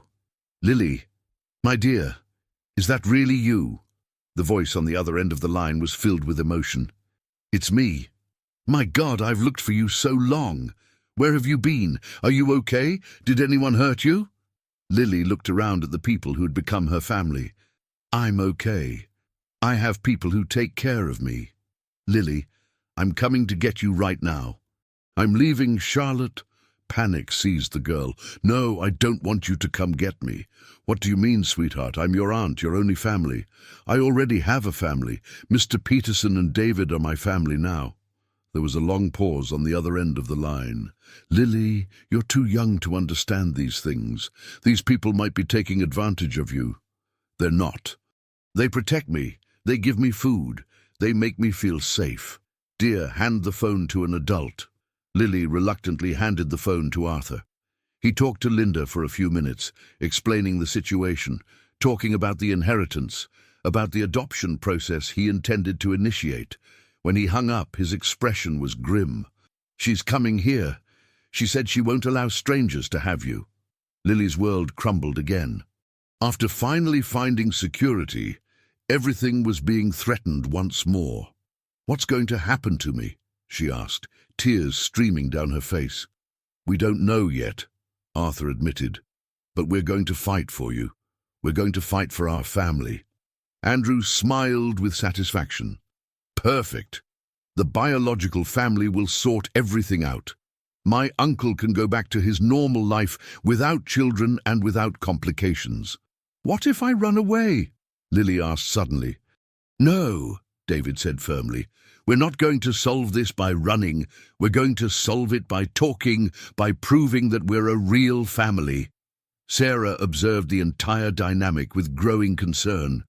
The situation had become extremely complex, involving not only legal issues, but also a deep emotional conflict between biological and chosen family. I will wait for the child's aunt to arrive, she decided. But I want to make it clear that Lily's well-being is our main priority. If she doesn't want to go with her aunt, we'll need mediation. Dr. Miller protested immediately. The law is clear about biological family having priority. The law is also clear about a child's right not to be traumatized, Dr. White retorted. While the adults discussed legal aspects, Lily made a decision. She approached Eleanor's grave and knelt before the headstone. Mrs. Eleanor, she whispered, if you can hear me, please help me. I don't want to lose my family again. Arthur watched her and felt his heart break. The little girl who had protected him now needed protection, and he didn't know if he would be strong enough to save her. In 2 hours, Linda would arrive from Charlotte. And when she arrived, an emotional and legal battle would determine Lily's future, and that of the entire family she had helped to form. The 2 hours passed as if they were 2 minutes. The group had moved from the stillness of the cemetery to the bustle of Central Square, where Sarah had insisted the meeting with Linda take place on neutral ground. Lily was sitting on the bench where everything had begun, clinging to Arthur's hand as if it were an anchor in a storm. David had quickly left to retrieve some documents from his house, including his original birth certificate and photos of his adoptive family. Dr. White remained by Arthur's side, organizing papers to formalize the adoption process as soon as possible. Andrew and Dr. Miller kept a strategic distance, clearly hoping Linda's arrival would solve all their problems. She's going to take me away, isn't she? Lily asked for the 10th time, her voice small and scared. We don't know yet, Arthur answered honestly. But I want you to understand one important thing. No matter what happens today, you will always have a place in my heart and in my home. Even if Aunt Linda takes me to Charlotte? Even then, Charlotte isn't far. We can visit each other, talk on the phone. A true family doesn't break up just because people live in different places. Susan Miller approached, carrying the weight of guilt on her face. Lily, I wanted to apologize for hiding about your aunt. Lily looked at her without anger, only with sadness. Why did you do that, Aunt Susan? Because I was alone too, and when you came into my life, you made me feel like I had someone who cared about me. I was afraid of losing you. But you lied to me. I lied, and it was wrong. But I want you to know that my affection for you was always true. At 6:30 in the evening, a blue car stopped in the square. A woman of approximately 40 years old quickly got out, looking around anxiously. It was Linda Smith, and even from a distance, the resemblance to Lily could be seen in her eyes and the shape of her face. "Lily!" she shouted, running towards the group. Lily recoiled behind Arthur, intimidated by her aunt's emotional intensity. Linda was a beautiful, well-dressed woman, with brown hair pulled back in a bun and clothes that indicated a stable and comfortable life. "My dear, my little one," Linda said, trying to hug Lily, who politely dodged. "Hi, Aunt Linda," Lily murmured, not moving away from Arthur's protection. Linda stopped, noticing the girl's resistance, her eyes filled with tears. "You've grown so much, changed so much. I searched for you all over the city and all the shelters, with all the organizations." "The girl was living in the square," Sarah explained. "Alone, for almost 2 years." "In the square?" Linda was horrified. "My God, Lily, why didn't you seek help? Why didn't you tell anyone your real name?" "I was scared," Lily said. "After the accident, I was afraid to talk to adults." Linda turned to Arthur, assessing him with critical eyes. "You're Arthur Peterson?" "Yes, I am. And you intend to adopt my niece?" "I do, if she wants to." "She's 4 years old. She can't make that kind of decision." "She can express her feelings," Dr. White corrected. "And legally, the child's preference is considered, especially when emotional bonds have been established." Linda looked around the group with increasing irritation. "Emotional bonds? How long have you known these people?" "A few days," Arthur admitted. "But sometimes a few days can mean more than years." "That's ridiculous. I'm her aunt, her only true family." "The lady was looking for her for 2 years, observed David, who had returned with his documents. "Where was she when she needed her?" "I was looking. I moved heaven and earth to find her." "But you didn't find her," Lily said softly. "And Mr. Peterson found me." The simplicity of the statement hit Linda like a punch. She knelt before Lily, trying to establish eye contact. "Lily, I know you're confused, but you need to understand these men are strangers. They might be kind now, but you don't really know them." "I do know them. Mr. Peterson is kind and sad because he misses his wife. David is strong and caring because he grew up without a father and knows what it's like to be alone." The maturity in Lily's words surprised even Dr. White. For a 4-year-old, she showed exceptional emotional understanding. "And me?" Linda asked. "Do you remember me?" Lily thought for a moment. "I remember a little bit. You visited us sometimes. You brought presents on my birthday." "Exactly. Because I love you. Because you're my family." "But where were you when I was hungry? Where were you when it was raining and I didn't have a place to sleep?" Linda had no answer for that. Her tears began to flow more intensely. Sarah intervened. "Linda, I understand your pain, but I need to assess what's best for Lily. She has clearly established bonds with these people." "Bonds that might be influenced by money," Linda said, turning to Andrew. "That man told me on the phone that there's an inheritance involved." Andrew smiled, pleased to have planted the doubt. "Exactly. An inheritance of $1 million. An interesting coincidence, wouldn't you say?" "It's no coincidence," Dr. White said firmly. "The inheritance was determined by the child's previous actions, not by manipulation." "How can a 4-year-old child deserve $1 million?" "By protecting an elderly man from muggers," David replied. "By showing kindness without expecting reward." Linda looked incredulous. That's a made-up story to justify theft. It was then that Lily did something no one expected. She stood up and walked to Linda, looking directly into her eyes. Aunt Linda, do you want me to go with you because of the money, or because of me? The question left Linda speechless for a few seconds. Because of you, of course. Then why did you only show up after you knew about the money? I didn't know where you were. Aunt Susan knew, and she knew where you were. If you really wanted to find me, you would have found me. The childish yet devastatingly logical accusation exposed the complex web of neglect and opportunism that had allowed Lily to live on the streets for so long. Dr. Miller tried to defend Linda. The girl is being manipulated. She cannot form objective opinions about adults who have clearly influenced her. And aren't you trying to influence her now? Dr. White asked. At that moment, something happened that changed the entire dynamic of the situation. An elderly man approached the group, walking with difficulty, but with determination. He was clearly a homeless man, wearing dirty clothes and carrying a bag of belongings.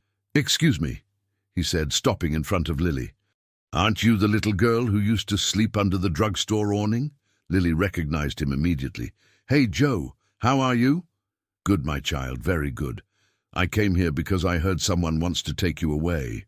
Sarah was interested. Do you know the girl's situation? Yes, I do. I've lived on the streets for 10 years. And this girl was always special. She always shared the food she got with those who were hungrier than her. Linda looked at the man with obvious discomfort. Sir, I don't believe that. What don't you believe? Joe interrupted. That a homeless person can know a child better than her family. It's not that, but yes, it is. You think that because you have a home and money, you understand better than someone who lived in the same conditions she did. Joe turned to Lily. Child, remember when you gave me your last piece of bread because I was sick?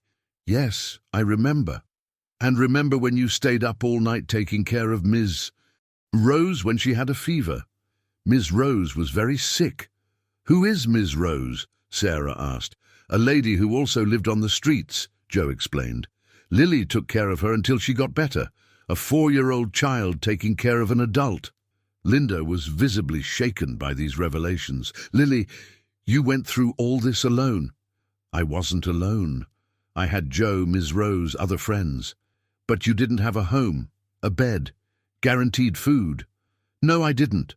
But I had people who genuinely cared about me. The implicit comparison was clear. On the streets, Lily had found community and mutual care, while her biological family had lost her in the system. Joe addressed Linda directly. Ma'am, with all due respect, the girl is fine now. She has a home, she has people who care for her.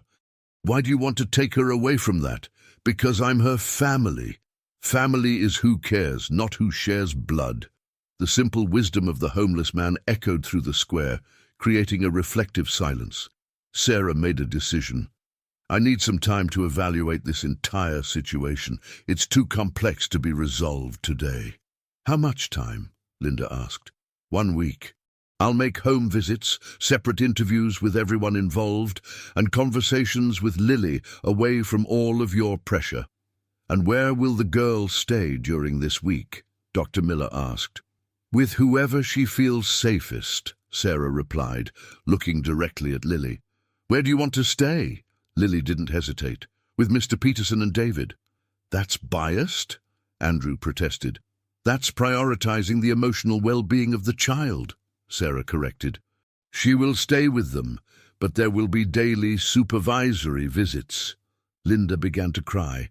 It's not fair. I've looked for her so long. Lily approached her aunt, and to everyone's surprise took her hand. Aunt Linda, you can visit me. You can get to know my new family. You don't have to be their enemy. What do you mean? Mr. Peterson says true family doesn't end just because people live far apart. Maybe we can be family even if I live here. It was a proposal from a 4-year-old child who showed more wisdom and compassion than all the adults present. Linda looked at Lily, then at Arthur and David, and finally at her own conscience. You really want to stay with them? I do. But I don't want to lose you, too. For a moment, it seemed that a harmonious solution would be possible. But then, Doctor Miller whispered something in Andrew's ear, and the smile that appeared on his face indicated that the battle was far from over. Lily's first night at Arthur's house should have been a moment of celebration, but the tension of the evaluation week hung over everyone like a heavy cloud. The house was cozy, with well-maintained antique furniture and photographs of Eleanor scattered on the walls. David had prepared a room for Lily with a small bed, clean blankets, and even some toys he had quickly bought at the downtown store. "Is this really my room?" Lily asked, carefully touching the soft blanket. "It's yours," Arthur confirmed, sitting on the edge of the bed. "No matter what happens this week, this room will always be yours. What if Aunt Linda takes me away? Then you'll have 2 rooms, one here and one in Charlotte." Lily smiled weakly, but Arthur could see the fear in her eyes. The girl had learned not to trust adults' promises, and even surrounded by affection, she still expected everything to disappear.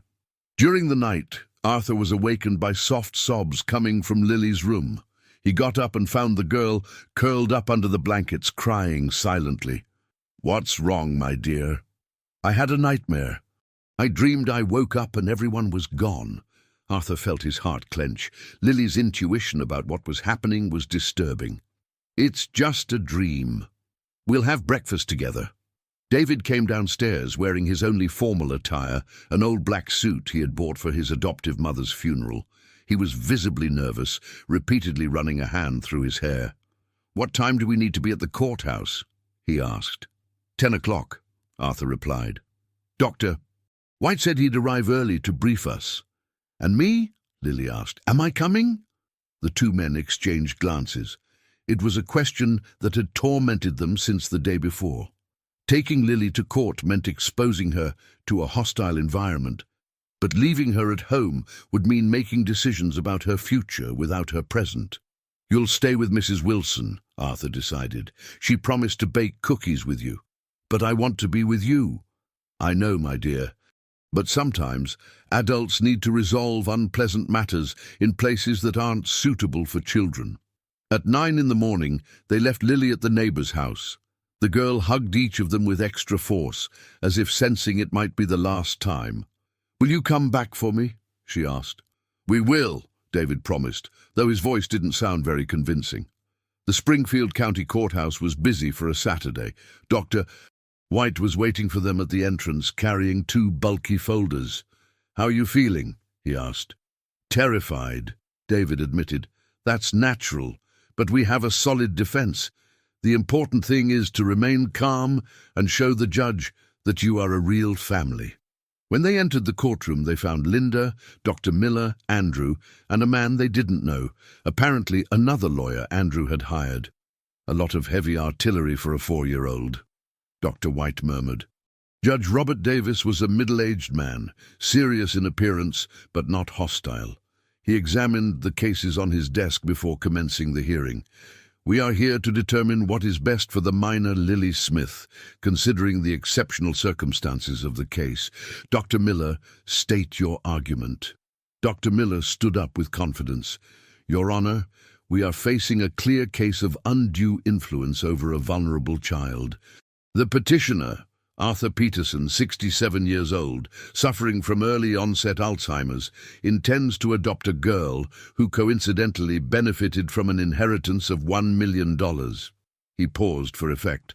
Furthermore, his alleged co-responsible party, David Miller, has a criminal record for assault and only recently appeared in Mr. Peterson's life, claiming to be his son without conclusive proof. "And what is your proposal?" asked the judge.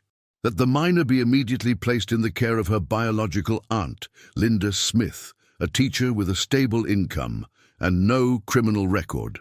Andrew's lawyer stood up.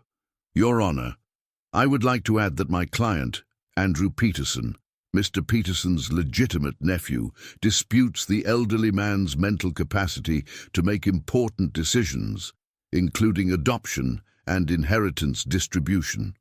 Dr. White stood up to rebut. "Your Honor, The opposing side's argument ignores essential facts. First, the inheritance was determined by a will preceding any contact between my client and the minor. Second, David Miller proved through a DNA test conducted yesterday to indeed be Mr. Peterson's biological son. He pulled a paper from his folder. Here is the result: 99.9% genetic compatibility. The revelation caused murmurs in the room. Andrew visibly paled. Furthermore, Dr. White continued, Mr. David's criminal record refers to a single incident 10 years ago, with exemplary behavior since then. As for Ms. Linda, despite being the biological aunt, she lost contact with the child 2 years ago and only reappeared after learning of the inheritance. That's not true, Linda protested, standing up. Ms. Smith, the judge said, you will have an opportunity to speak. Dr. White, continue. Your Honor, we request that the child herself be heard. At 4 years old, she has the capacity to express her emotional preferences. Dr. Miller immediately objected. A child of that age can be easily influenced. She can be, the judge agreed, but she can also express genuine feelings. I will allow her to be heard, but in a controlled environment. 30 minutes later, Lily was brought to the courthouse by Sarah Brown. The girl wore a simple dress that Arthur had bought for her and carried a folded drawing in her hand. When she entered the courtroom and saw all the serious adults looking at her, she began to tremble. She ran directly to Arthur, who hugged her and placed her on his lap. "Hi, my love," he said softly. "Everything's okay." The judge addressed her in a gentle voice. "Hi, Lily. My name is Judge Davis. May I ask you some questions?" Lily nodded shyly. "Are you happy living with Mr. Peterson?" "I am." "And why?" "Because he takes care of me. And David, too." "Do you remember your Aunt Linda?" Lily looked at Linda. "I remember a little bit. Would you like to live with her?" "No." "Why not?" "Because she wasn't there when I was scared." Linda began to cry silently. "And who was there?" asked the judge. "No one. I was alone until I found Mr. Peterson." "Lily," the judge said, "do you understand that if you stay with Mr. Peterson, you might not see your Aunt Linda often?" "I understand, but Mr. Peterson said she can come visit us." Dr. Miller tried a different approach. "Lily, don't you think it would be better to live with someone from your own family?" "Mr. Peterson and David are my family," she replied simply. "But you've only known them for a few days." "Knowing isn't about time. It's about caring." The answer left the room silent. Even Dr. Miller was momentarily speechless. "Lily," the judge said, "did you bring a drawing?" "I did." "It's for you." She got off Arthur's lap and handed the paper to the judge. It was a drawing of a house with 3 figures in front, her, Arthur, and David, and the words, "My True Family," written in crayon. The judge examined the drawing carefully. "It's very pretty. Thank you." After Lily was led out of the room, the judge addressed those present. "This is a complex case involving legal, emotional, and ethical issues." He paused, collecting his thoughts. "It is evident that the minor has established emotional bonds with Mr. Peterson and Mr. David. It is also evident that they have provided the care and security she previously lacked. However," he continued, "I cannot ignore the concerns raised about Mr. Peterson's age and health condition, nor the fact that Ms. Linda has rights as biological family." Dr. White and Dr. Miller prepared for their final arguments. "My decision," the judge said, "will be based on the best interest of the child, considering not only legal aspects, but also her emotional well-being." At that moment, the courtroom door opened and a woman rushed in. She was elegant, middle-aged, and clearly agitated. "Excuse me, Your Honor," she said. "I am Dr. Emily Green, a clinical psychologist. I urgently need to speak about this case." "Who are you, ma'am?" asked the judge. "I have been responsible for Arthur Peterson's psychological counseling for 3 years, and I have information that could completely change this hearing." Dr. Miller tried to protest, but the judge authorized her to speak. "Your Honor, Mr. Peterson does not have Alzheimer's. He never did." The statement caused a commotion in the room. Arthur was confused. Andrew turned pale, and Dr. Miller began frantically flipping through his papers. "What do you mean?" asked the judge. "The reports presented by the opposing party are forgeries based on old and incorrect diagnoses. Mr. Peterson suffers from episodes of anxiety and depression related to grief, but his mental capacity is fully preserved. Why do these reports exist then?" "They were requested by Mr. Andrew himself 6 months ago when he tried to gain guardianship over his uncle. I used old reports and altered them to suggest dementia." Andrew tried to flee the room, but 2 court officers stopped him. "There's more," Dr. Green continued. "Andrew Peterson offered me money to falsify these documents, claiming it was to protect family assets." The judge rapped his gavel forcefully. "Dr. Miller, your client is accused of document forgery and attempted fraud. This hearing is suspended until these charges are investigated." When everyone left the room, Arthur hugged David, tears in his eyes. "We did it," he murmured. "We did it." But David noticed that Linda had left the room crying, and Lily was nowhere to be found. Sarah Brown had disappeared with her during the commotion. "Where's Lily?" he asked, panic gripping his voice. "I don't know," Arthur replied, looking around desperately. "I don't know." The panic that seized Arthur and David was instantaneous and overwhelming. The courthouse corridors were filled with people leaving the various morning hearings, creating a confusion that made the search for Lily even more difficult. "Sarah!" David shouted, running through the corridors. "Did anyone see the social worker with a little girl?" People looked confused, some trying to help, others just curious about the evident desperation of the 2 men. Dr. White joined the search, questioning courthouse staff. The security guard at the entrance said he saw a woman leaving with a child about 15 minutes ago. By the description, it was Sarah and Lily. "Where did they go?" Arthur asked, his voice trembling with despair. He couldn't say. They got into a white car and drove off. Arthur felt his legs weaken. After everything they had been through, after the victory in the hearing, Lily had disappeared. Why would she take Lily? The hearing was suspended. There was no decision. "Perhaps it was a precaution," Dr. White suggested, trying to remain calm. "Let's go to Child Protective Services. That's the standard procedure in cases like this." As they headed to the parking lot, David noticed Linda sitting on a bench outside the courthouse, crying alone. He approached hesitantly. "Linda, did you see where Sarah took Lily?" She looked up, her eyes red. "Took her? I thought you knew." "We don't know anything. She just disappeared." Linda stood up abruptly. "This can't be happening. Not after what I found out." "What did you find out?" "During the hearing, when you all were talking, I got a call from the principal of the school where I work. She said she investigated the documents Andrew presented about you and found inconsistencies." Arthur approached. "What kind of inconsistencies?" "The reports about Alzheimer's. They were altered. The principal knows the psychologist who signed the original reports, and she confirmed she never diagnosed dementia." "Why didn't you say that in the hearing?"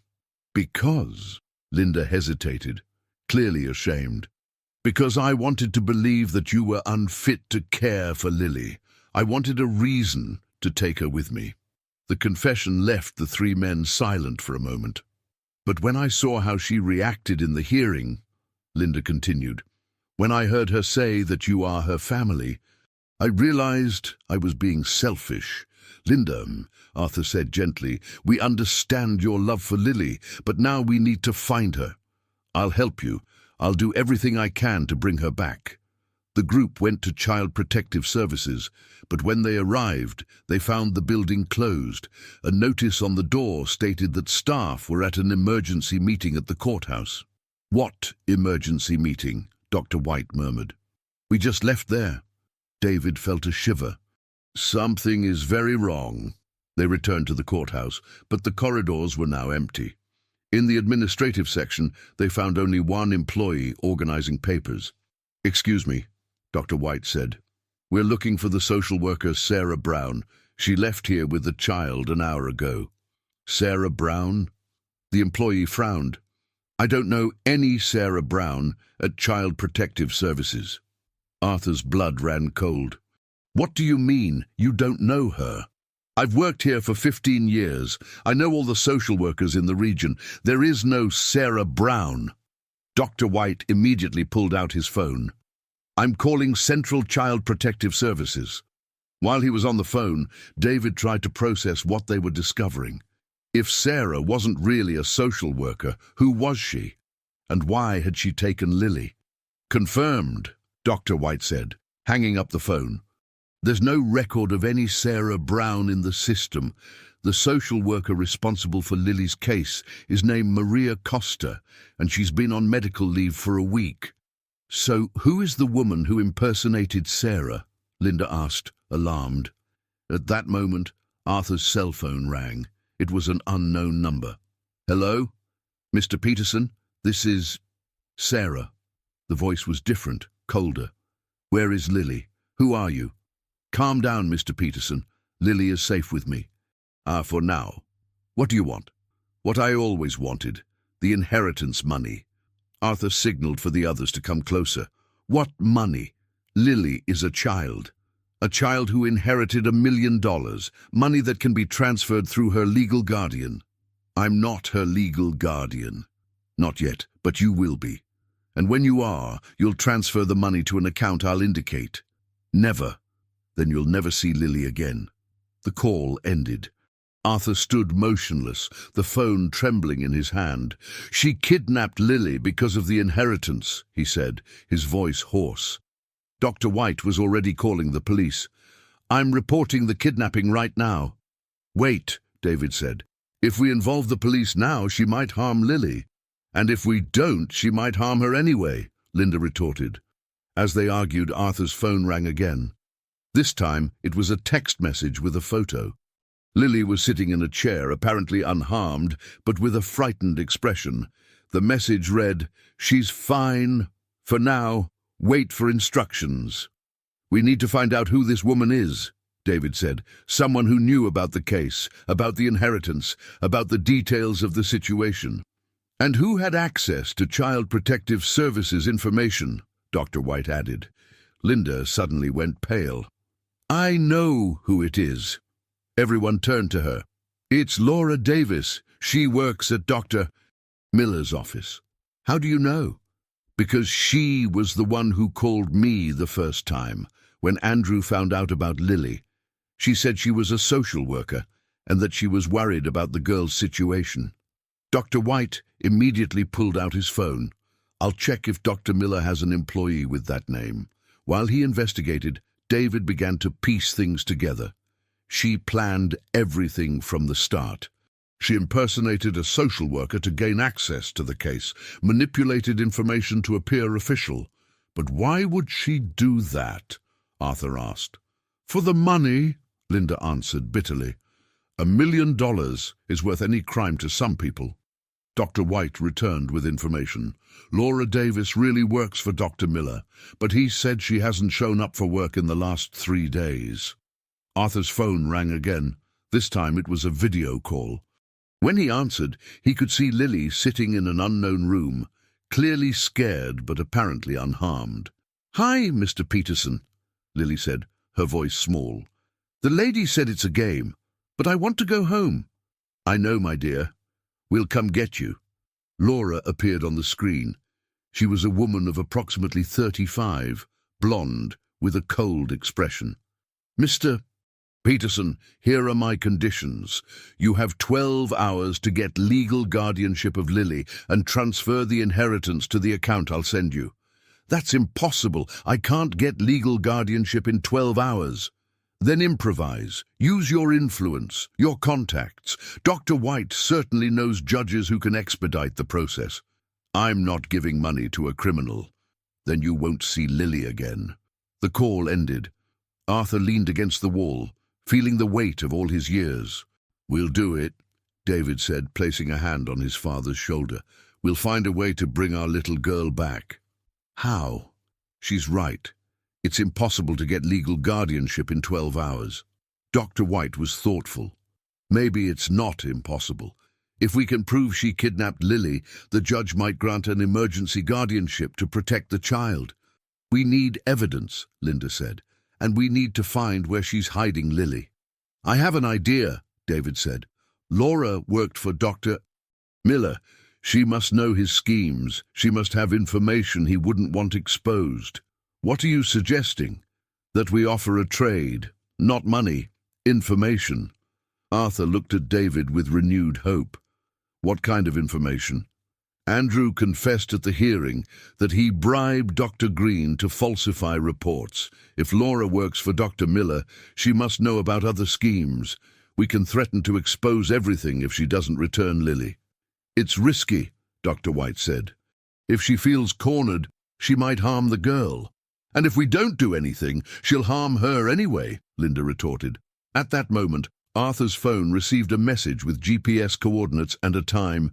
"Midnight. Come alone. Bring confirmation of the money transfer." It was 6 o'clock in the evening. They had 6 hours to save Lily and preserve the family they had fought so hard to form.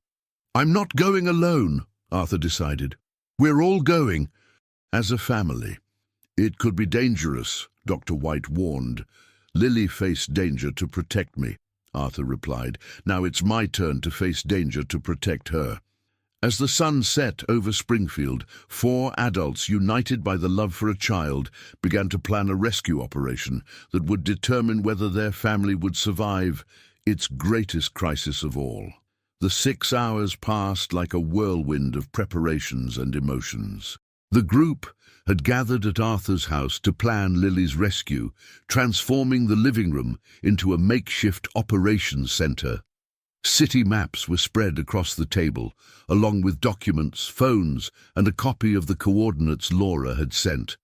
"The location is in an abandoned industrial district," Dr. White said, pointing on the map. "Old textile mill that closed 5 years ago. Perfect place to hide someone." David studied the terrain through satellite images on the computer. "It has 3 main access points and several buildings where she might be holding Lily. It will be difficult to locate her quickly." "What if it's a trap?" Linda asked, expressing the fear they all felt. "What if she doesn't intend to return Lily, even if we hand over the money?" "That's why we're not handing over real money," Arthur said, his determination growing with each hour. "We'll use David's strategy." Dr. White had spent the last few hours gathering evidence about Dr. Miller's crimes and his partnership with Laura. "I've obtained documents proving at least 3 cases of forgery, 2 of bribery, and 1 of extortion. If she's smart, she'll accept our proposal." "And what if she's not smart?" Linda insisted. "Then we'll have to improvise," David replied. At 11 o'clock at night, they left in 2 cars, Arthur and David in the first, Dr. White and Linda in the second, keeping their distance so as not to appear as a group. The plan was simple. Arthur would appear at the designated spot, but the others would be strategically positioned around the area. The old textile mill was located in an isolated part of town, surrounded by vacant lots and other abandoned buildings. The moon was partially obscured by clouds, creating shadows that hindered visibility. "We're here," Arthur said over the phone, parking near the main gate. "I can see a light on in the 2nd floor of the main building." "We're positioned at the back entrance," Dr. White replied. "Any problem, we'll shout." Arthur walked slowly toward the entrance, carrying a folder with fake documents simulating the bank transfer. His legs trembled, not from age, but from fear of what might happen to Lily. The gate was ajar. When he entered the factory yard, a voice echoed from somewhere in the dark. "Mr. Peterson, how punctual. Did you bring what I asked for?" "I did. Where's Lily?" "First, show me the documentation." Arthur held up the folder. "Here it is. Transfer of $1 million to the account you indicated." Laura appeared at the entrance of the main building, illuminated by a flashlight. She was visibly nervous, constantly looking around. Approach slowly and leave the folder on the ground. First, I want to see Lily. You're not in a position to make demands. Yes, I am, Arthur said, surprising her with his firmness, because I have something much more valuable than money. What would that be? Information about you and Dr. Miller that could send you to prison for decades. Laura tensed. What are you talking about? Forgery, bribing public officials, extortion.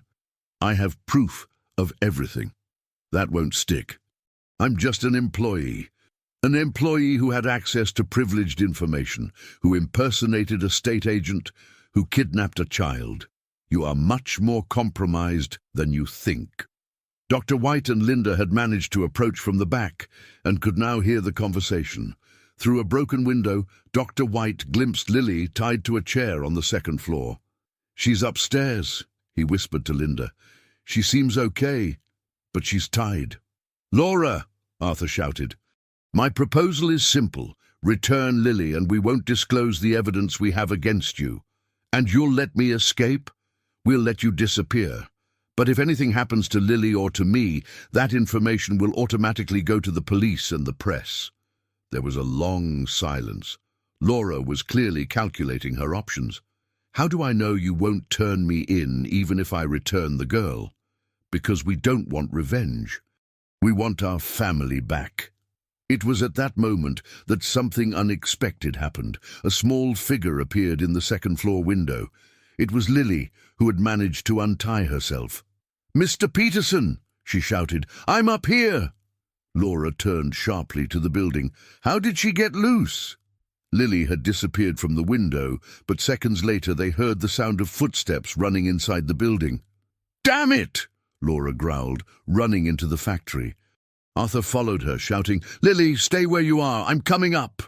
The interior of the factory was a labyrinth of rusty machines, piles of rotten fabric, and stairs leading to the upper floors. Arthur climbed as fast as his 67-year-old legs allowed, guided by the sounds of Laura chasing Lily. Get back here, you brat, Laura shouted. Leave her alone, Arthur replied, finally reaching the second floor. He found Lily hidden behind an industrial sewing machine, trembling with fear, but unharmed. Laura was a few feet from her, holding an iron bar she had found on the ground. Don't come any closer, she threatened. I'll hurt the girl. No, you won't, said a voice behind Laura. It was David, who had managed to climb up through the back of the building, because if you touch her, you'll have to deal with me. Laura turned, now cornered between Arthur and David. Stay where you are. I'm not kidding. Neither are we, Dr. White said, appearing on the main staircase accompanied by Linda. Lily took advantage of the distraction and ran to Arthur, who hugged her tightly. It's okay, my dear. Daddy's here. She scared me, Lily cried. She said you didn't want me anymore. That's a lie. We'll never stop wanting you. Laura was now completely surrounded, but she still held the iron bar. You won't take me alive. Laura, Linda said, approaching slowly, it doesn't have to be this way. You're young. You can start over. Don't ruin your life for money. Easy for you to say when you don't have debts that could kill you? What debts? Dr. White asked. Gambling. I owe a lot of money to dangerous people. If I don't pay by tomorrow.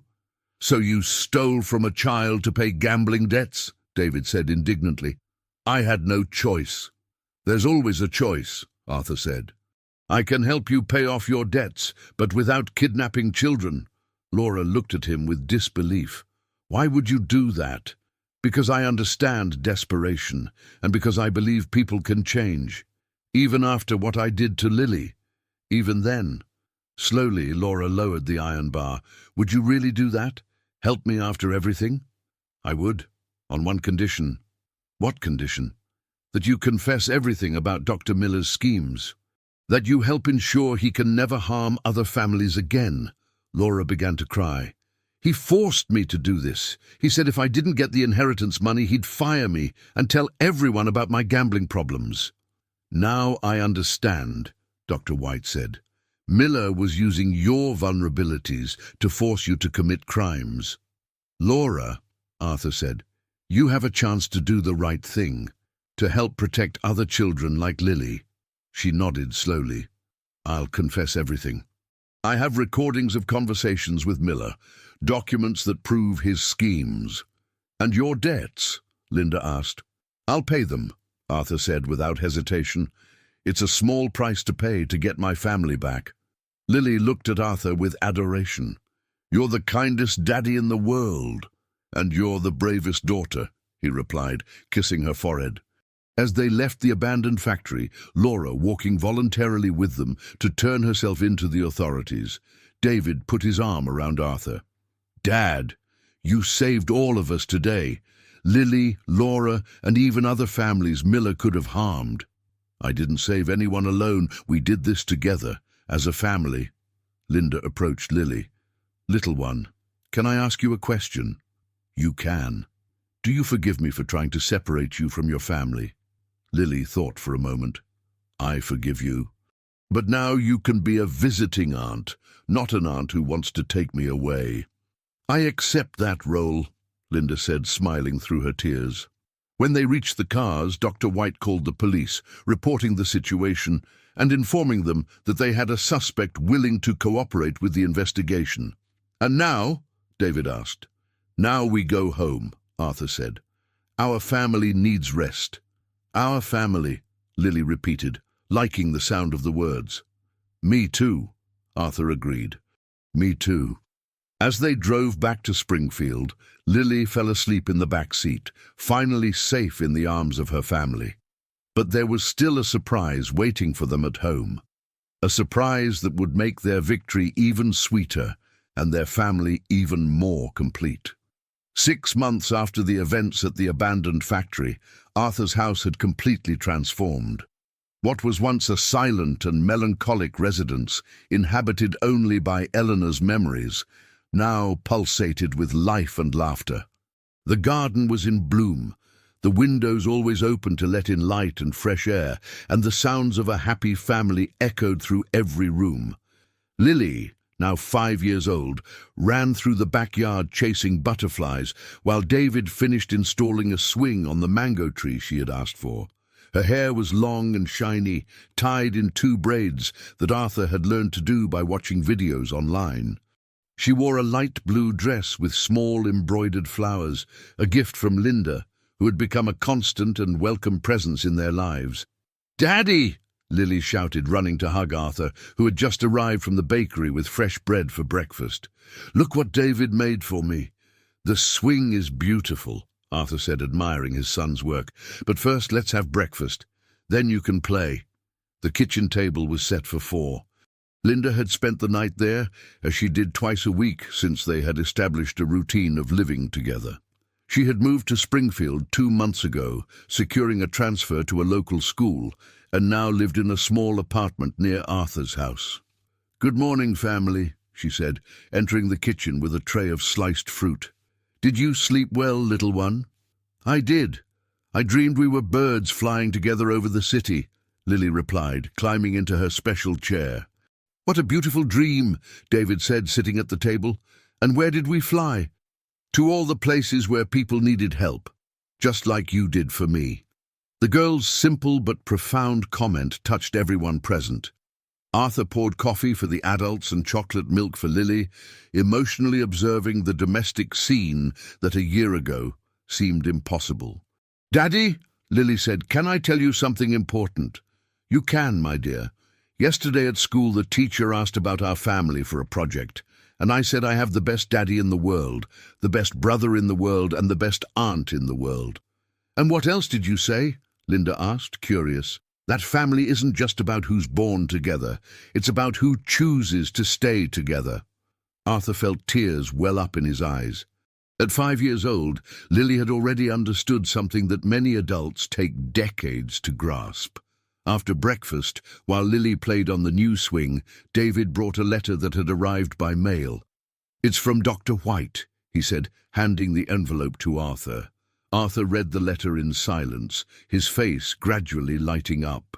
"Dr. Miller was sentenced to 8 years in prison," he announced, "and Andrew to 3 years for document forgery." And Laura? Linda asked. 2 years of community service for cooperating with justice. She'll work in a gambling addiction support program. She deserves a second chance, David said. Everyone does. How is she financially? Linda asked. Dr. White says she got a job at an NGO that helps underprivileged families. She seems to be on the right track. Arthur had kept his promise to help Laura pay off her debts, using part of his personal inheritance.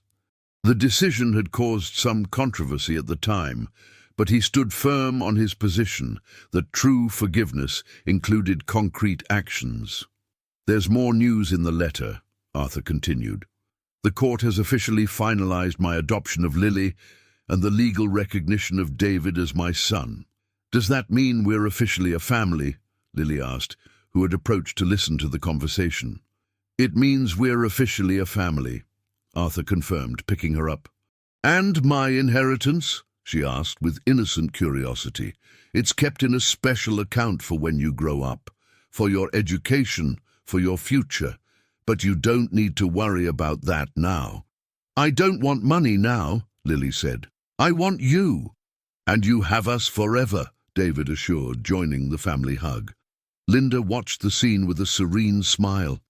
The initial pain of not having gained Lily's guardianship had given way to deep gratitude for being part of the girl's life in a healthy and loving way. Aunt Linda, Lily said, are you happy? Very happy, little one. Happier than I ever imagined I could be. Why?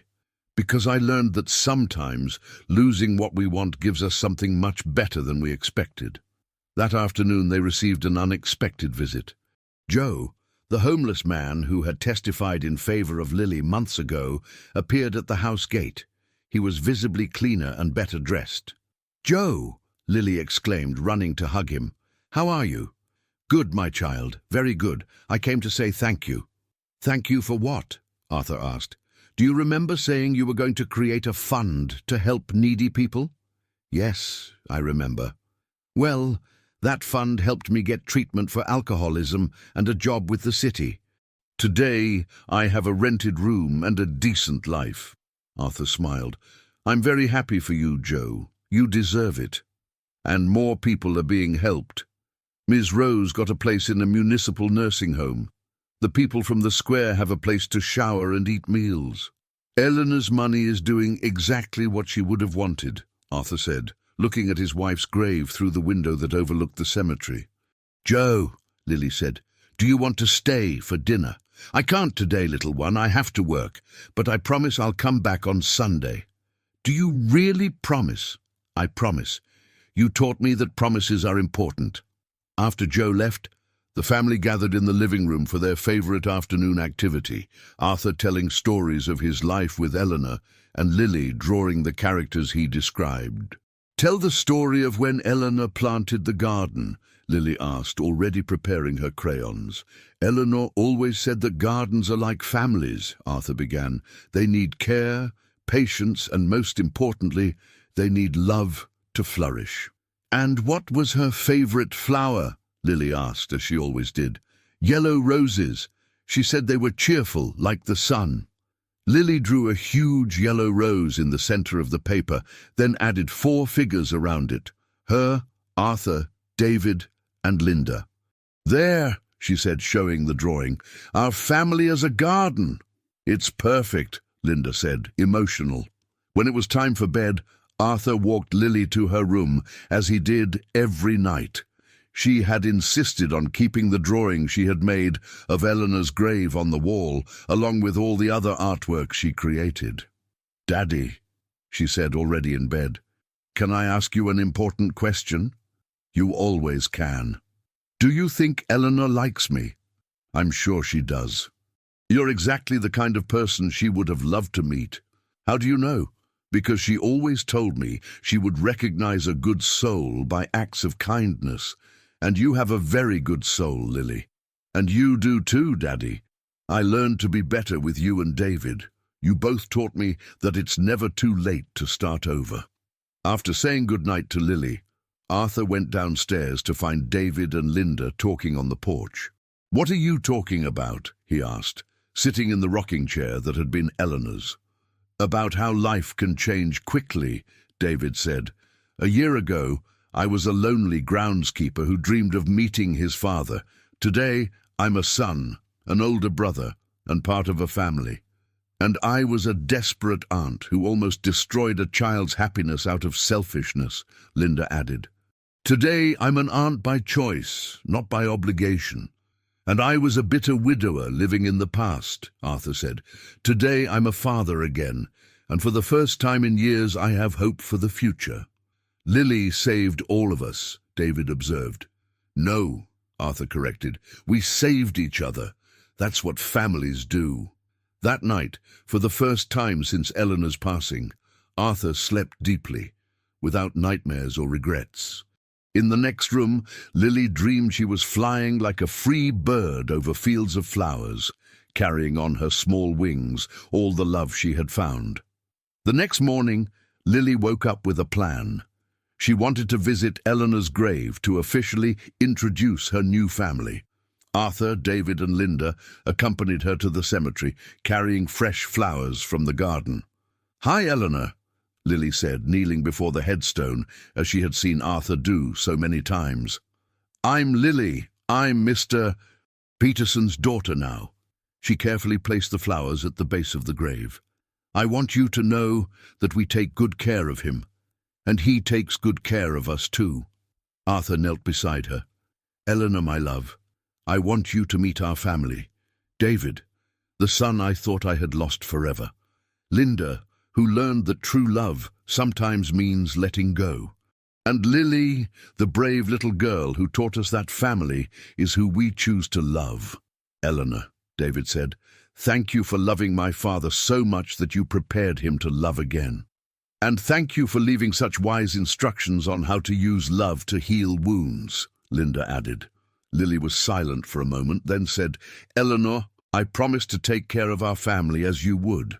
And when I grow up, I'll tell everyone about the love you left here." When they left the cemetery, a rainbow had appeared in the sky after a quick morning shower. Lily pointed to it, excited. "Look, Eleanor sent us a rainbow." "Could be," Arthur said, smiling. "She always liked beautiful colors." 2 years later, Arthur's house had become a landmark in the community. The Fund for Underprivileged Children had helped dozens of families. Lily's story had inspired changes in Child Protective Services policies, and the family had informally grown to include several people who found love and support there. Lily, now 7 years old, studied at an excellent private school paid for by her inheritance, but insisted on spending afternoons helping underprivileged children in a project Linda had created. David had become the superintendent of the municipal cemetery and was engaged to a nurse he had met during one of Arthur's medical visits. And Arthur, at 69 years old, had discovered that life could hold wonderful surprises even in its final chapters. Every day he was grateful for having heard the cries of a brave little girl who had decided to protect him, unaware that by saving him she was saving herself and creating a family that would last forever. In the last scene of this story, Lily was sitting on the swing David had built, gently swaying as she drew. Arthur approached, curious. "What are you drawing today, my dear?" "Our story," she replied. "From the day we met in the square until today." "And how does our story end?" Lily smiled, her eyes shining with the wisdom that only truly loved children possess. "It doesn't end, Daddy. True love stories never end. They only get more beautiful each day." And so, under the blue sky of Springfield, a family formed by chance, strengthened by choice, and united by unconditional love, continued writing its story, proving that the happiest endings are born from the most difficult beginnings, and that the true family is the one we choose with our hearts. If you liked this video, please subscribe to my channel. I promise to bring you videos every day that will make your life happier. Comment what you thought of my story, giving a rating from 0 to 10, and thank you very much.